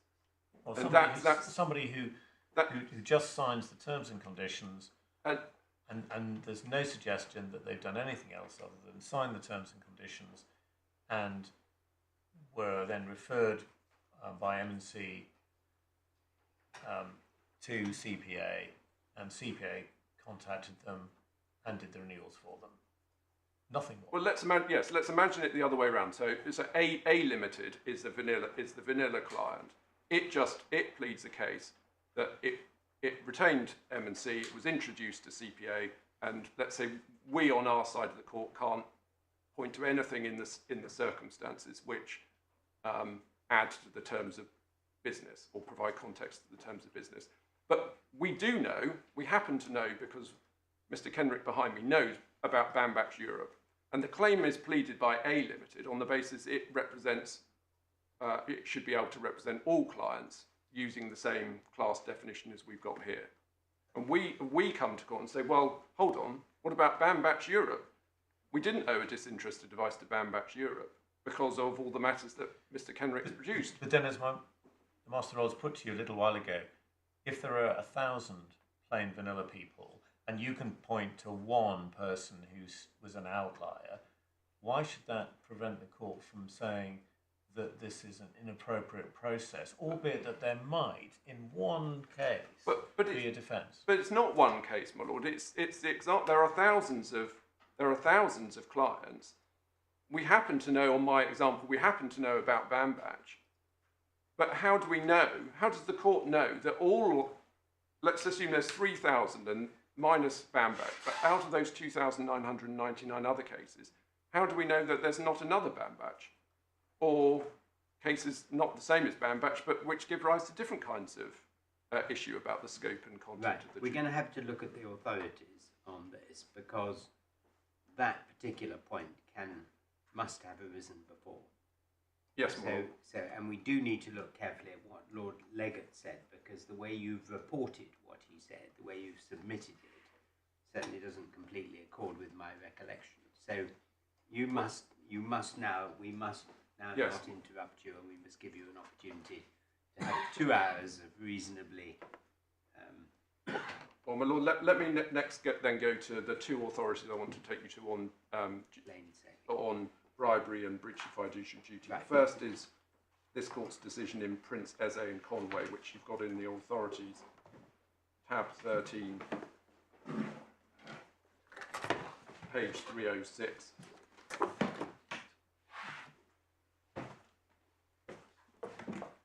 Principal judgments given by Lady Justice Asplin. I don't think ultimately the facts matter for our purposes, but in short, you get this really from paragraph 3. There was a contract for the sale of a property by the Conways to Prince Eze, and Prince Eze sought to avoid enforcement of that contract on the footing that his agent, a Mr. Oberhor, had been paid a secret commission by the Conways. Yes. And the judge, at first instance, held that the relationship between Mr. Oberhor and Prince Eze was not such as to engage the law on bribes. And that was the finding that was challenged on appeal. So this is not a terms of business type case. We'll come to that in Wood. But Lady Justice Asplin's analysis, on the law, we can pick up, if I may, at 319, paragraph 35. Some of this I don't think I need to ask your lordships to read in detail, but there's a reference to novership in 35, and in the quotation 106 in the quotation, the essential character of a bribe is thus that it is a secret payment or inducement that gives rise to a realistic prospect of a conflict. And then if you go over the page, 108, the recipient of the bribe must be someone with a role in the decision-making process in relation to the transaction. Sorry, I must be on the wrong page. Which page are you on in the bundle? I'm on 320. Thank you. Top of 320, her ladyship is quoting from Mr. Justice Christopher Clark's judgment. So 108, the recipient of the bribe must be someone with a role in the decision-making process in relation to the transaction in question, e.g. as agent or otherwise someone who is in a position to influence or affect the decision taken by the principal. And then if you go down second sentence in 109, it is sufficient if the agent is tainted by the bribery at the time of the transaction between the payer of the bribe and the payee's principal. That is so, the agent's conflict of interest means that the principal has been deprived by the other party to the transaction of the disinterested advice of his agent and is entitled to a further opportunity to consider whether it is in his interest to affirm it. And then 110, the underlying rationale for the strict approach taken by the cases is that the principal is entitled to be confident that an agent will act wholly in his interests. And then if you go over the page, paragraph 38 in her ladyship's judgment, so second paragraph on the page, in order to engage these principles, is it enough that the recipient of the payment or the promise is an agent of the contracting party of whatever kind, or is the requirement more subtle? And then Mr. King says the principals are engaged where the recipient is someone who has a role in the transaction. He gave examples of the courier who receives the payment to take longer and slower routes so that an important document arrives after a crucial moment, or a secretary is the payment if he presents to the board of a company only some of the tenders received in relation to a project. He says that despite what otherwise might be the slender breadth of their duties, the law of bribery is engaged as a result of their conduct in the particular circumstances. It seems to me that this is possible, but that it does not progress matters very far. Whether the law of bribery is engaged is dependent upon the nature and extent of the fiduciary duties owed by the recipient of the benefit or promise of a benefit, if any, the nature of the transaction in question, and the relevant circumstances. The inquiry is inevitably fact sensitive. What she says there about fiduciary duties has to be read now in the light of what Lord Justice David Richards says in Wood, which is that bribery doesn't depend upon fiduciary duty as such. So I'll come to that. But obviously we rely upon what she says there about the inquiry being fact sensitive. And then she quotes from Baldwin and Phipps, the facts and circumstances must be carefully examined to see whether in fact a purported agent or even a confidential agent is in a fiduciary relationship to his principal. It does not necessarily follow that he is in such a position. It is clear from the authorities that in order for the law of bribery and secret commissions to be engaged, there must be a relationship of trust and confidence between the recipient of the benefit or the promise of a benefit and his principal, used in the loosest sense, which puts the recipient in a real position of potential conflict between his interest and his duty.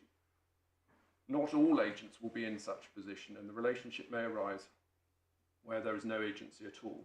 It's not helpful, therefore, to consider what might be considered to be the paradigm of a particular type of agent, whether introducing or otherwise. It all depends on the nature of the individual's duties, which of those duties is engaged in the precise circumstances under consideration. Although the relationship of principal-agent is fiduciary one, not every person described as an agent is the subject of fiduciary duties, and a person described as an agent may owe fiduciary duties in relation to some of his activities and not others. And she refers to the Privy Council decision in New Zealand Society and Kais. For example, this is 40.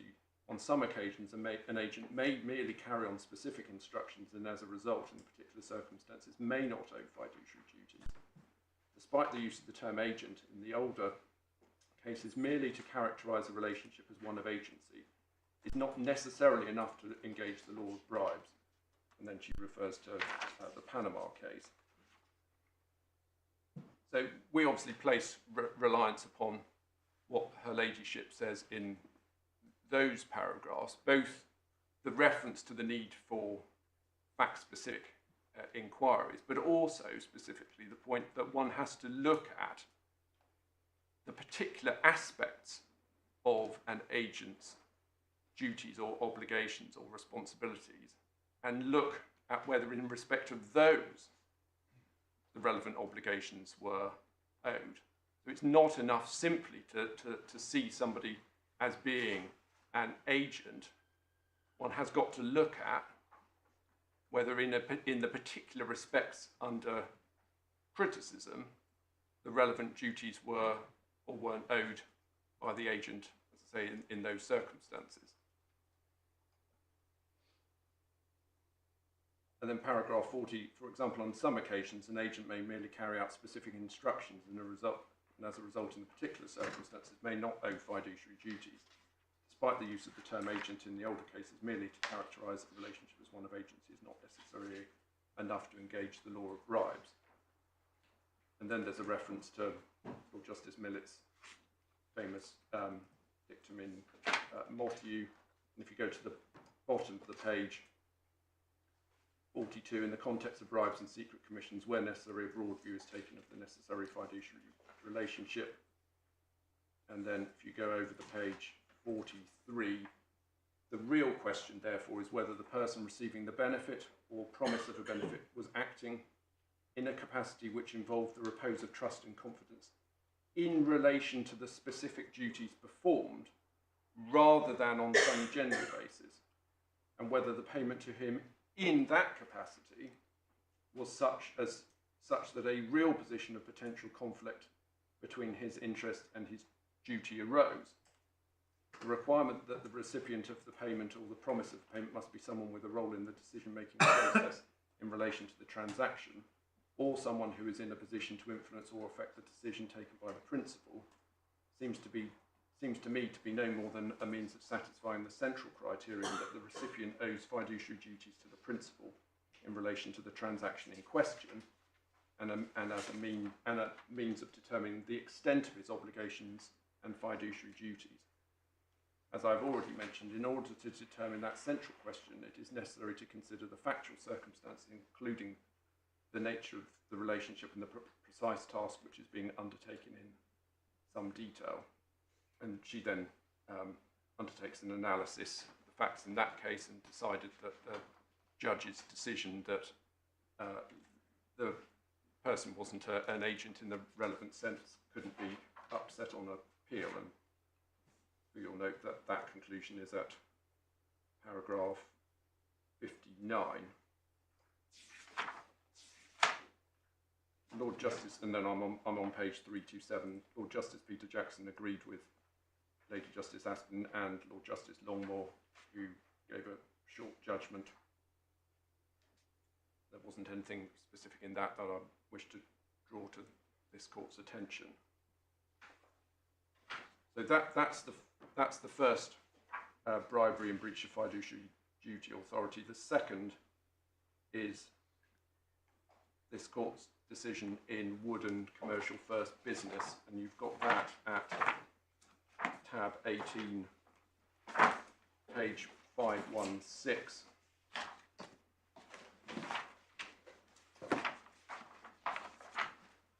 So this is a lender case. So there were two cases. The borrowers had entered into secured loan agreements through a broker, and the lender had paid commissions to the broker which had not been disclosed to the borrower. And the appeal, if your lordships have got the head note, so the loans had been assigned, and it was the assignees who appealed, and it's the last sentence above the holding. The assignees appealed, contending inter alia that the existence of a fiduciary relationship between the borrower and the broker was a necessary precondition to the grant of relief against the lender's assignees under the law relating to bribes and secret commissions, and that there had been no such fiduciary relationship in either of the two cases. And then if you go to page 528, paragraph 9, Lord Justice David Richards sets out the issues that he was addressing. So, one, is a fiduciary relationship between the client and the broker a necessary precondition to the grant of relief?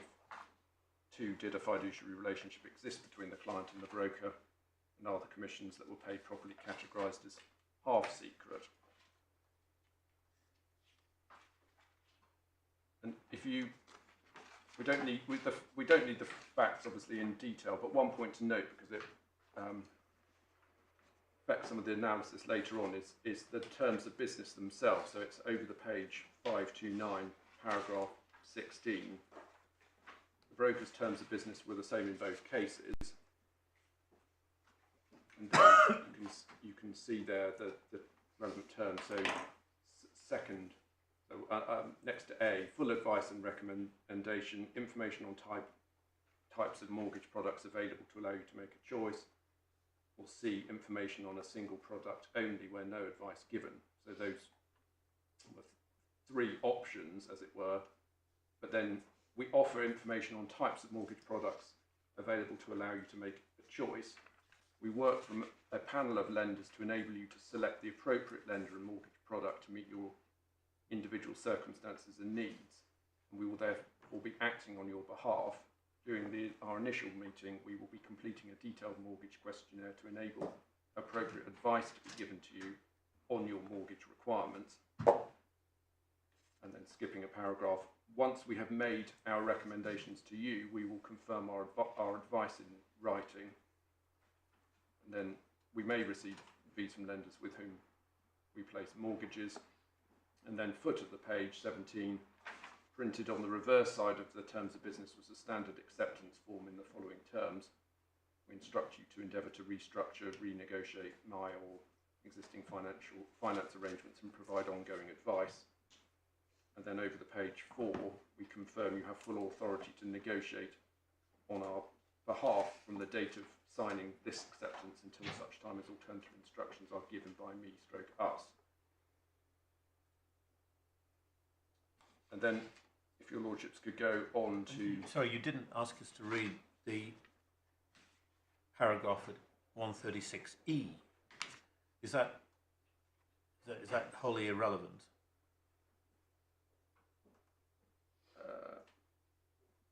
Sorry, my lord, can you give me that reference again? 136 at E. Sorry, page 529 at E. 529 printed in the bundle. 136 internal. Paragraph 16. We may receive fees from lenders with whom we place mortgages. Before you take out a mortgage, we will tell you the amount of the fee in writing. If yes. The fee's less. I mean that. Well, yes. I mean there was an issue as to whether that constitutes sufficient disclosure to this kind of client, and the answer was no. Right. Okay, but that's the sort of thing that goes to the question of knowledge or consent. Yes. Yes. And I think I'm right in saying there was no question of the borrowers in these cases potentially having knowledge of the arrangements from other sources. No reason why they would. It's a consumer situation where they're going to a specific lender. Yeah. But there were findings which I think you'll see in a little bit. So if your lordships could go to paragraph 40, page 535.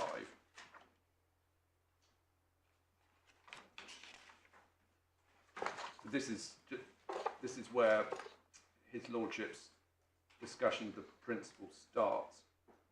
So paragraph 41 over the page, in approaching the issue whether a fiduciary relationship must exist, it's important to go back to the policy of the law which underpins its approach to bribery or the making of secret payments as inducements. And then there's a reference to Lord Justice Romer's judgment in Hovenden and the quotation. And if your lordships could go through 7 lines up from the end of that quotation, without attempting an exhaustive definition, I may say that the following is one statement of what constitutes a bribe. If a gift to be a gift be made to a confidential agent with a view of inducing the agent to act in favour of the donor in relation to transactions between donor and the agent's principal, and that gift is secret as between the donor and the agent, that is to say without the knowledge and consent of the principal, then the gift is a bribe in the view of the law. And then 44, the vice involved in the payment of a bribe for the purpose of civil remedies is that it may induce the payee to depart consciously or otherwise from the duty he owes to another person. And then over the page, perhaps I could ask you to read 47 to the end of 51 at the foot of that page.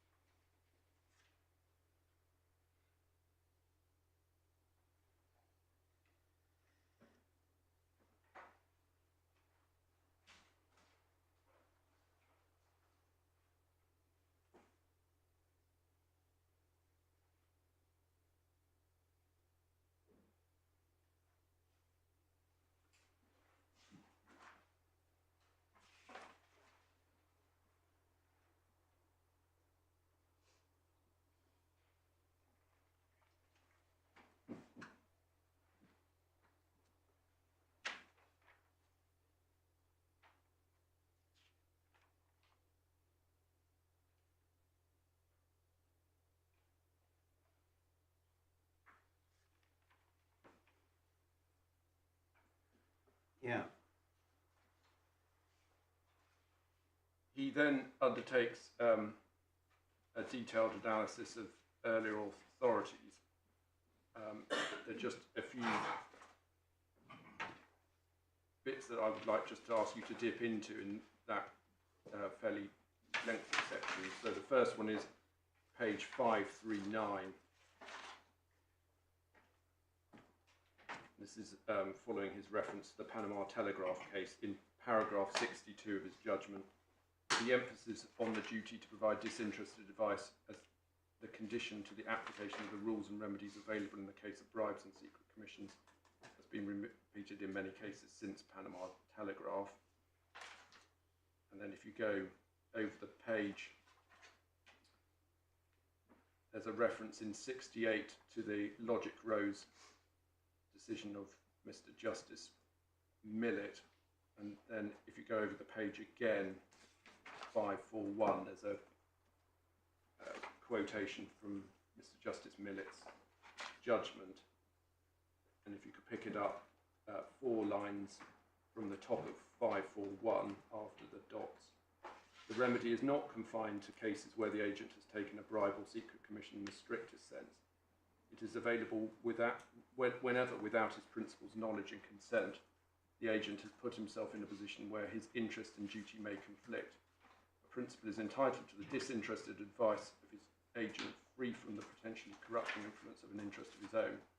The principal, having been deprived by the other party to the transaction of the disinterested advice of his agent, is entitled to a further opportunity to consider whether it's in his interest to affirm it.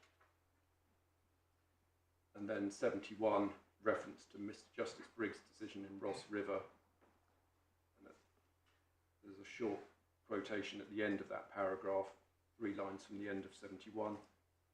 The essential vice inherent in bribery is that it deprives the principal, without his knowledge or informed consent, of the disinterested advice which he is entitled to expect from his agent. And then, foot of that page 73, all of the above cases have emphasised the duty to give impartial or disinterested advice as the critical factor in bringing the law on bribery and secret commissions into play. It is, however, also the case that there are a significant number of authorities, particularly in recent years, which have analysed the liability of the payer and recipient of a bribe or secret commission in terms of fiduciary duty, albeit in what is described in some of the cases as a very loose sense. And then he makes reference to various of the authorities. And could I ask you to turn forward to 543, paragraph 80.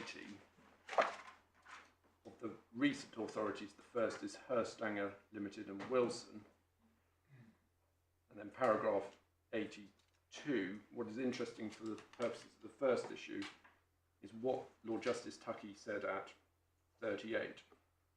Obviously, if there has been no disclosure, the agent will have received a secret commission. This is a blatant breach of his fiduciary duty.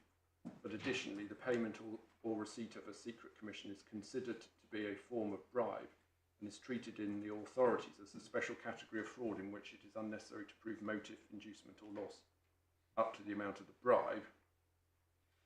And then 83, as I read that paragraph, Lord Justice Tuckey is distinguishing between the receipt of a bribe or secret commission as a breach of fiduciary duty and the payment and receipt of a bribe or secret commission as an actionable wrong in its own right.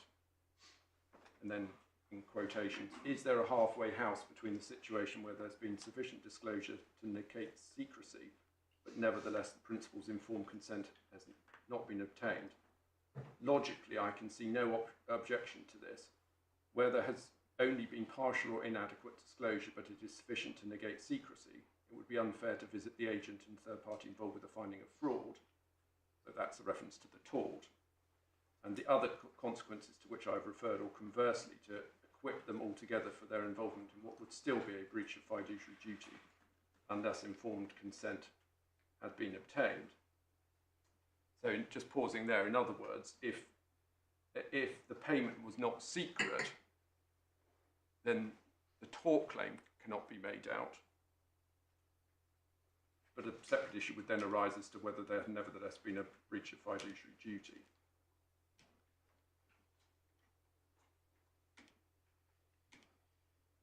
And then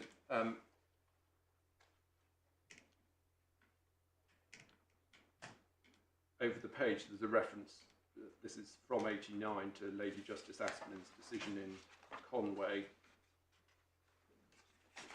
And then 92, paragraph 92 on page 546.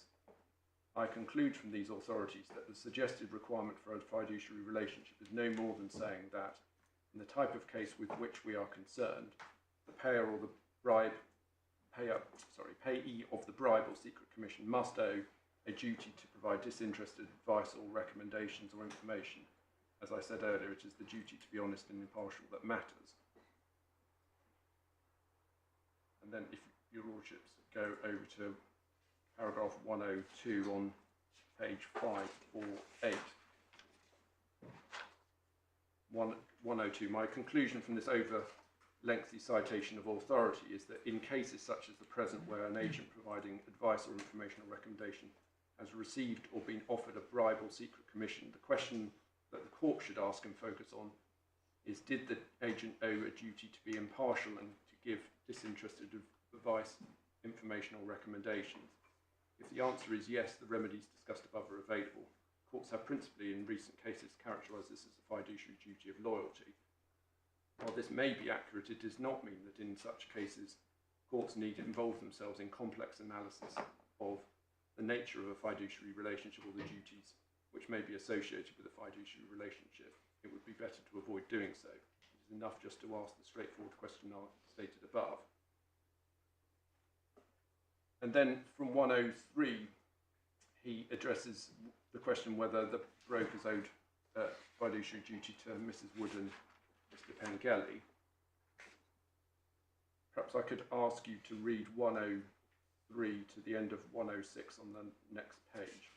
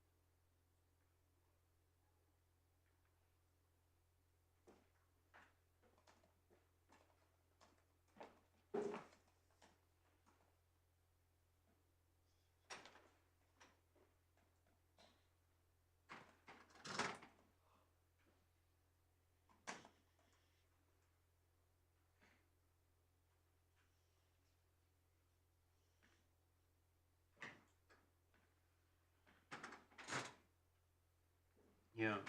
So what his lordship is there doing is looking at the actual nature and content of what took place. So there's reference in 104 to the broker being tasked with bringing Mr. Benkelly the best deal on the market. Mr. Benkelly was entitled to the best possible deal that the broker could provide. And then over the page, third line down, the broker did not just randomly source lenders, but selected lenders based on what Mrs. Wood said she was looking for, and in doing so acted on her behalf.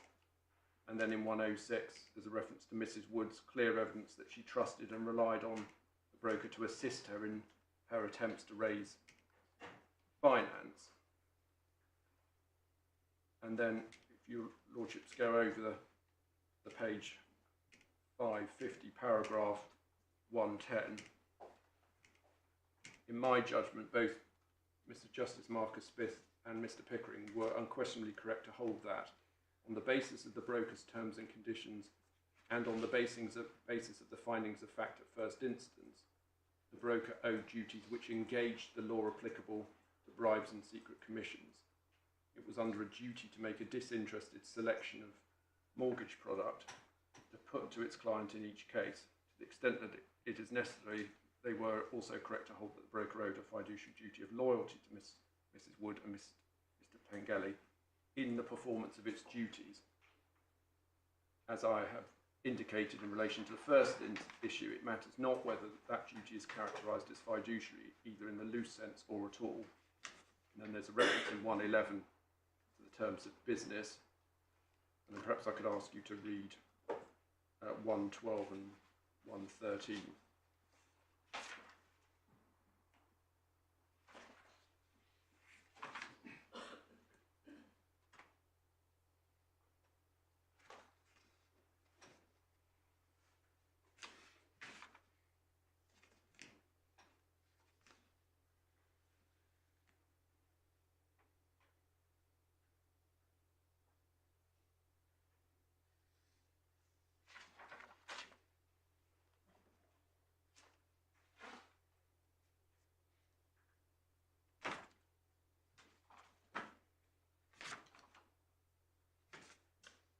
Actually, perhaps I could invite your lordships to read through to the end of 118.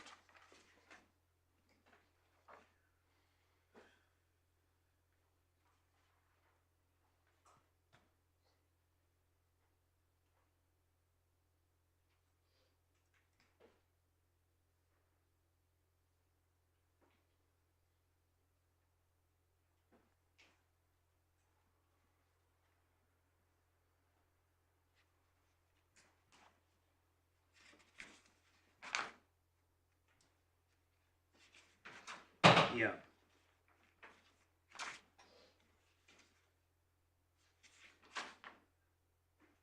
And your lordships have picked up in 118 that Mr. Pickering found that Mrs. Wood trusted and relied on the broker to assist her in attempts to raise finance. So all of this in our respectful submission is directed at the point that, or in a way which is consistent with the point we seek to make, which is that determining whether the relevant disinterested advice duty was owed in any particular case requires an examination of not just the terms of business, but also an examination of what the agent was tasked actually to do, what the agent actually did, and a consideration of whether the principal reposed trust and confidence in the agent in respect of the particular matters that the agent was undertaking on behalf of the principal.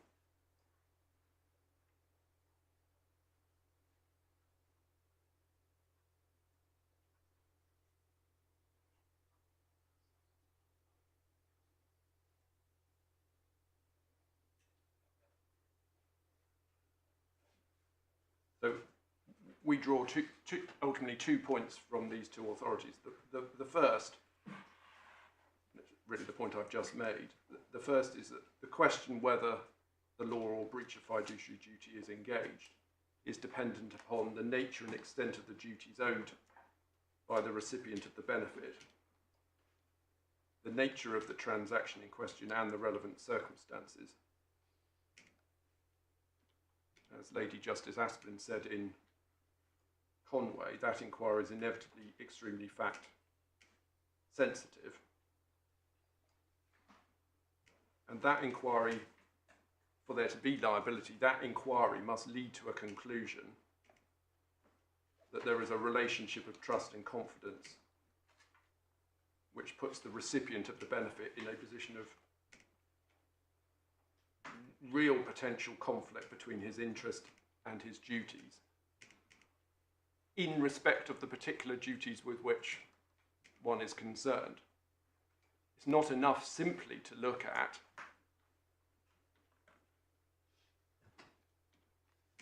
the position of the agent as an agent. One's got to look at precisely what duties and obligations are engaged.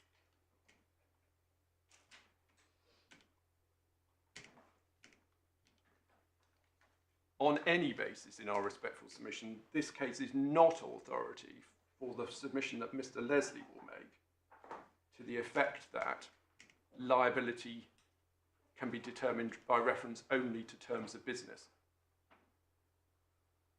Quite the contrary, in these passages that I've shown you towards the end of the judgment, it's quite clear that Lord Justice David Richards upheld the judges at first instance in respect of their findings by reference not just to the terms of business, but the findings that were in fact made by examination of the circumstances as a whole.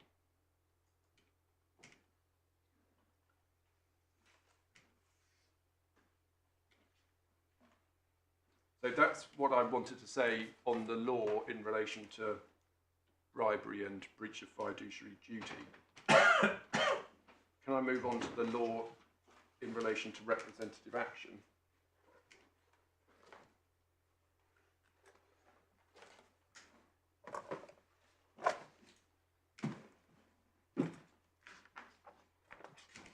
I don't know whether each of your lordships got a copy of the white book, but it might be as well just to turn up. It's page 558, which is CPR 19.8.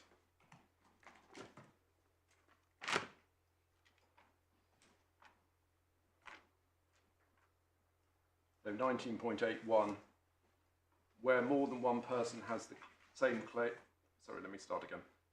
Where more than one person has the same interest in a claim, A, the claim may be begun by one or more of the persons who have the same interest as representatives of any other persons who have that interest. And then subrule 2 gives the court power to direct that a person may not act as representative.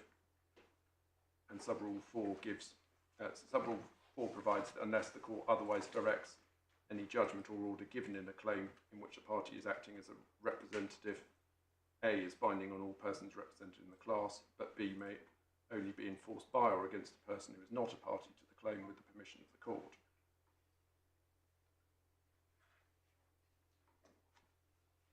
The starting point we would suggest is to note briefly that what CPR 19.8 is not. So it is not a class action procedure whereby a representative is appointed to pursue relief on behalf of the class.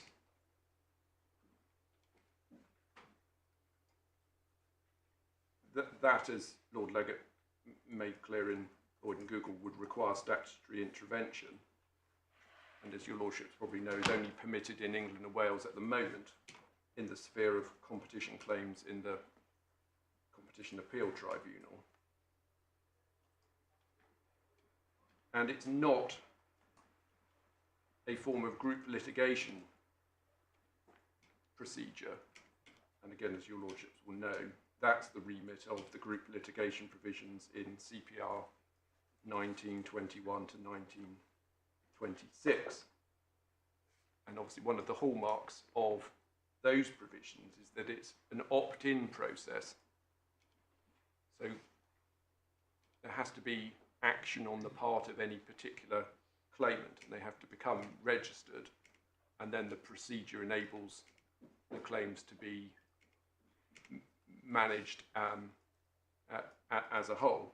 But that requires opt-in, whereas 19.8 doesn't require the consent of any particular person. The representative is entitled to appoint themselves as representative, subject only to the court's power to say no under 19.8(2). So the principal purpose and effect of 19.8 is not in dispute. So in the context with which, of course, we're concerned, which is claims by a representative rather than representatives acting on behalf of defendants, the purpose is to enable a representative to pursue a claim, and in doing so, obtain a judgment which, if successful, or if not, will bind members of a defined class. And the basic idea, again not in dispute, is that success or failure on the part of the representative will mean success or failure for each member of the class.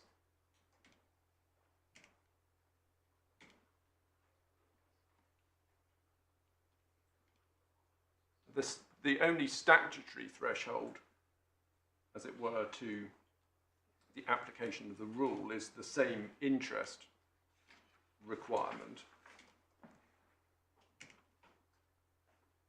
So the representative and the members of the proposed class must have the same interest in the representative's claim. And I'll take you to Lloyd and Google shortly, but what Lord Leggett says in 72 is that the basic premise is that the claims give rise to common issues of fact and law, and that the same interest requirement is satisfied if there is no true conflict of interest between the members of the class or between the representative and the members of the class. And if the same interest requirement is satisfied, then the court has power to decide whether to permit the matter to proceed on a representative basis or not.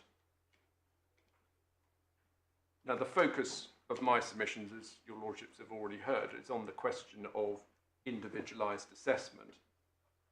Now, in our skeleton argument, we say that traditionally, individualised assessment has been treated as part of the inquiry as to whether there is the same interest, and we suggest in our skeleton that Lord Leggett appears to have treated it not as a part of same interest, but as an aspect of the court's exercise of discretion. In fact, for the reasons I'll show you when we come to the judgment, on reflection, we think that's a misreading of what Lord Leggett has said. So our submission to your lordships is that the question whether the claims are common raises the individualised assessment issue, and that forms part of the statutory threshold. In other words, if the issues are not common, an individualised assessment is required, then the same interest requirement is not satisfied. And that's the approach with respect, we would suggest, my Lord, the Master of the Rolls took in Lloyd and Google in the Court of Appeal. It's also the approach adopted by the Court of Appeal in the Emerald Supplies case, and also Jalla and Shell. So, with my apologies, we would respectfully say what we say in our skeletons on that point is not right. But ultimately, that characterisation question doesn't matter. I don't think it's in dispute between the parties that the common issue or individualised assessment issue is a point of principle. It's not simply something that goes to the question of discretion. Indeed, it's absolutely clear in our respectful submission, again, as I'll show you, that Lord Legate's approach to the issues in Lloyd and Google proceeded clearly on the basis that it was necessary to decide whether the claims were common or whether the claims required individual assessment. In that case, the issue concerned questions of quantum rather than liability, but that makes no difference to the point of principle.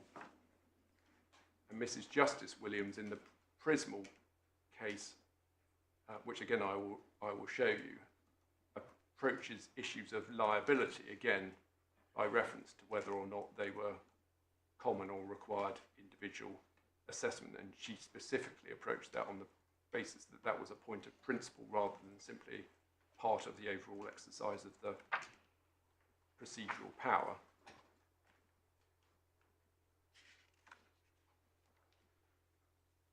So could we please turn up Lloyd and Google, which your lordships have got, tab 20, page 584 in the authorities bundle.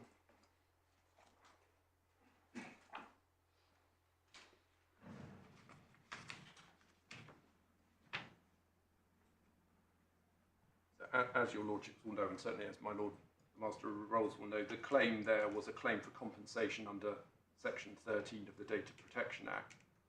And the claim was advanced on the basis that all members of the class had suffered damage for the purposes of Section 13, on the footing that it was not necessary to seek or allege or to prove any distinctive facts relating to any member of the class. And the claimant's claim for permission to serve out on Google was dismissed by Mr. Justice Warby, but an appeal to this court was allowed, my Lord Master of the Rolls holding that an individual suffered damage within the meaning of Section 13 on losing control of their personal data, even if they suffered no pecuniary loss or distress, so that the claim could proceed on a lowest common denominator basis as a claim for compensation.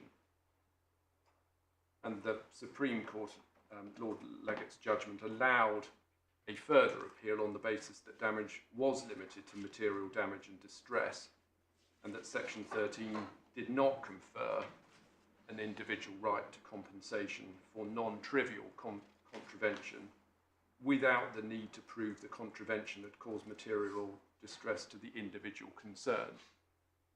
And in that case, again, as your lordships probably know, the representative was proceeding on the footing that it would only proceed with the claim, presumably on the basis of a limitation on its funding, if it could pursue both liability and quantum on a representative basis, for the obvious commercial reason that the funder isn't going to get anything out of the litigation unless an order for compensation was made, such that bifurcation in respect of liability was not good enough, even though, as Lord Legate held, it would have been permissible. There was no reason why liability in that case couldn't have been dealt with on a common basis.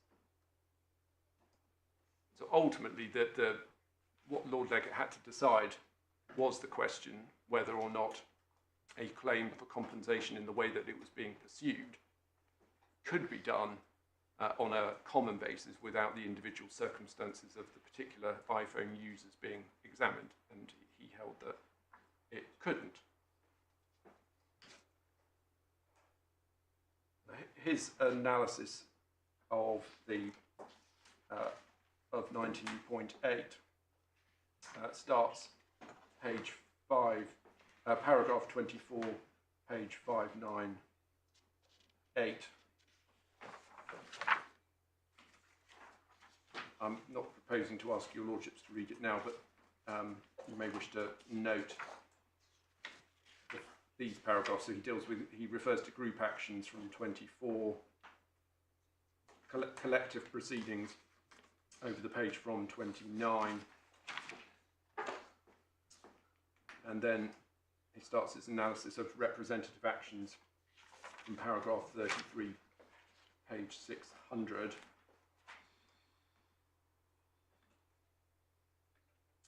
In paragraph 34, he refers to the origins of the rule. There's a reference to two authorities, and then he says, just between letter D and E, however, to join all interested persons as parties was not always practically convenient, particularly if they were very numerous. The solution devised was not to abandon the aim of settling the rights of all interested persons in a single proceeding. Rather, it was to relax the complete joinder rule by allowing one or more claimants or defendants to represent all others who had the same interest as them. All persons represented in this way, as well as the parties actually before the court, were bound by the court's decision. And then if you go to 47 on page 606,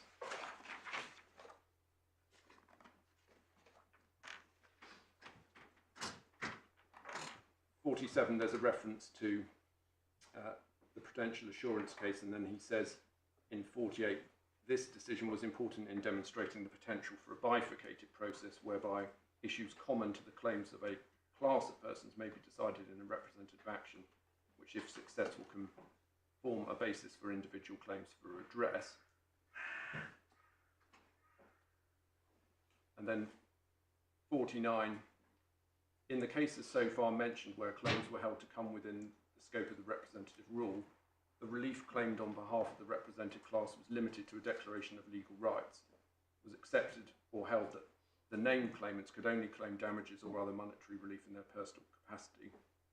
And he refers to the Marks case,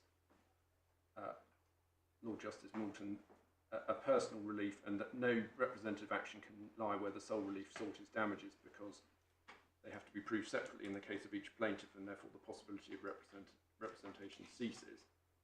In many of the cases of which Marks was one, it is clearly correct that the assessment of damages depends on circumstances personal to each claimant. In such cases, it's unlikely to be practical or fair to assess damages on a common basis without each individual claimant's participation in the proceedings. However, this is not always so, and representative actions for damages have sometimes been allowed. And then in the subsequent paragraphs, he gives some examples of those. I think we can then turn on to paragraph 56 as a reference to the Emerald Supplies decision of this court.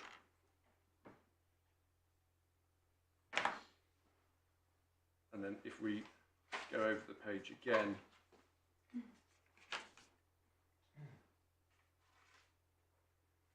says in respect of Emerald, so in paragraph 58, it seems to me that this second difficulty, and the second difficulty, sorry, I should have showed you, is beginning of 57.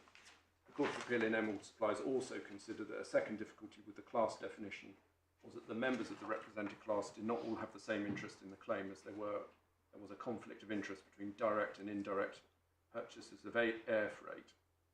And then in 58, he says, it seems to me this second difficulty might have been avoided either by altering the class definition to exclude sub-purchasers, or by following the approach adopted in Prudential, claiming a declaration that those members of the class who had suffered damage as a result of alleged price fixing were entitled to damages. However, those possibilities do not appear to have been considered. And then just below C, as Professor Rachel Halloran, a leading expert in this field, has persuasively argued, it should likewise have been possible in Emerald Supplies to adopt a bifurcated process in which the questions whether prices had been inflated by agreements or concerted practices, and whether passing on was in principle available as a defence, were decided in a representative action. If successful, this action could then have formed the basis for further proceedings to prove the amount and fact and amount of damage in individual cases. But just pausing there, that presupposes the point I made earlier. It presupposes that the bifurcated issue could itself properly be resolved on a common or collective basis rather than individual. If the attempt to bifurcate results in the identification of an issue which itself can't be determined on a common basis, then bifurcation would not be permitted. Perhaps your lordships could then go on to paragraph, well, he refers in from 59 to some of the Commonwealth authorities. If I could ask you to pick it up at 67 on page 611. Again, I won't ask you to read those now, but you may wish just to note this section starts there on the principles. And then over the page 612, paragraph 69, he makes the point that there's no limit on the numbers of people represented. 70, perhaps I could ask you to read 70 through to the end of 72.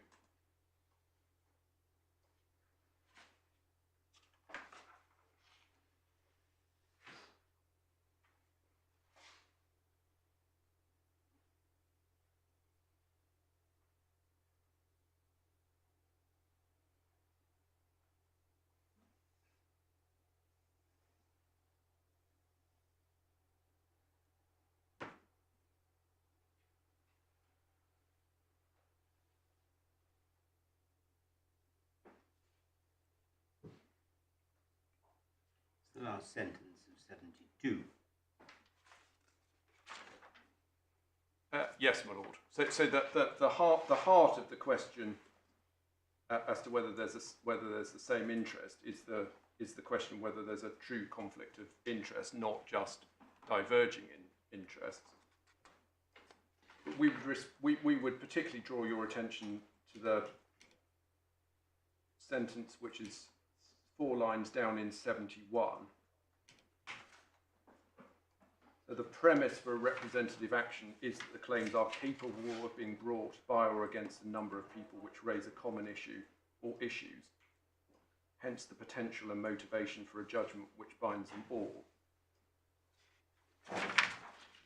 And Lord Leggett doesn't provide a sort of analytical link between what he says there and the analysis of the individualised assessment point he makes later in the judgment.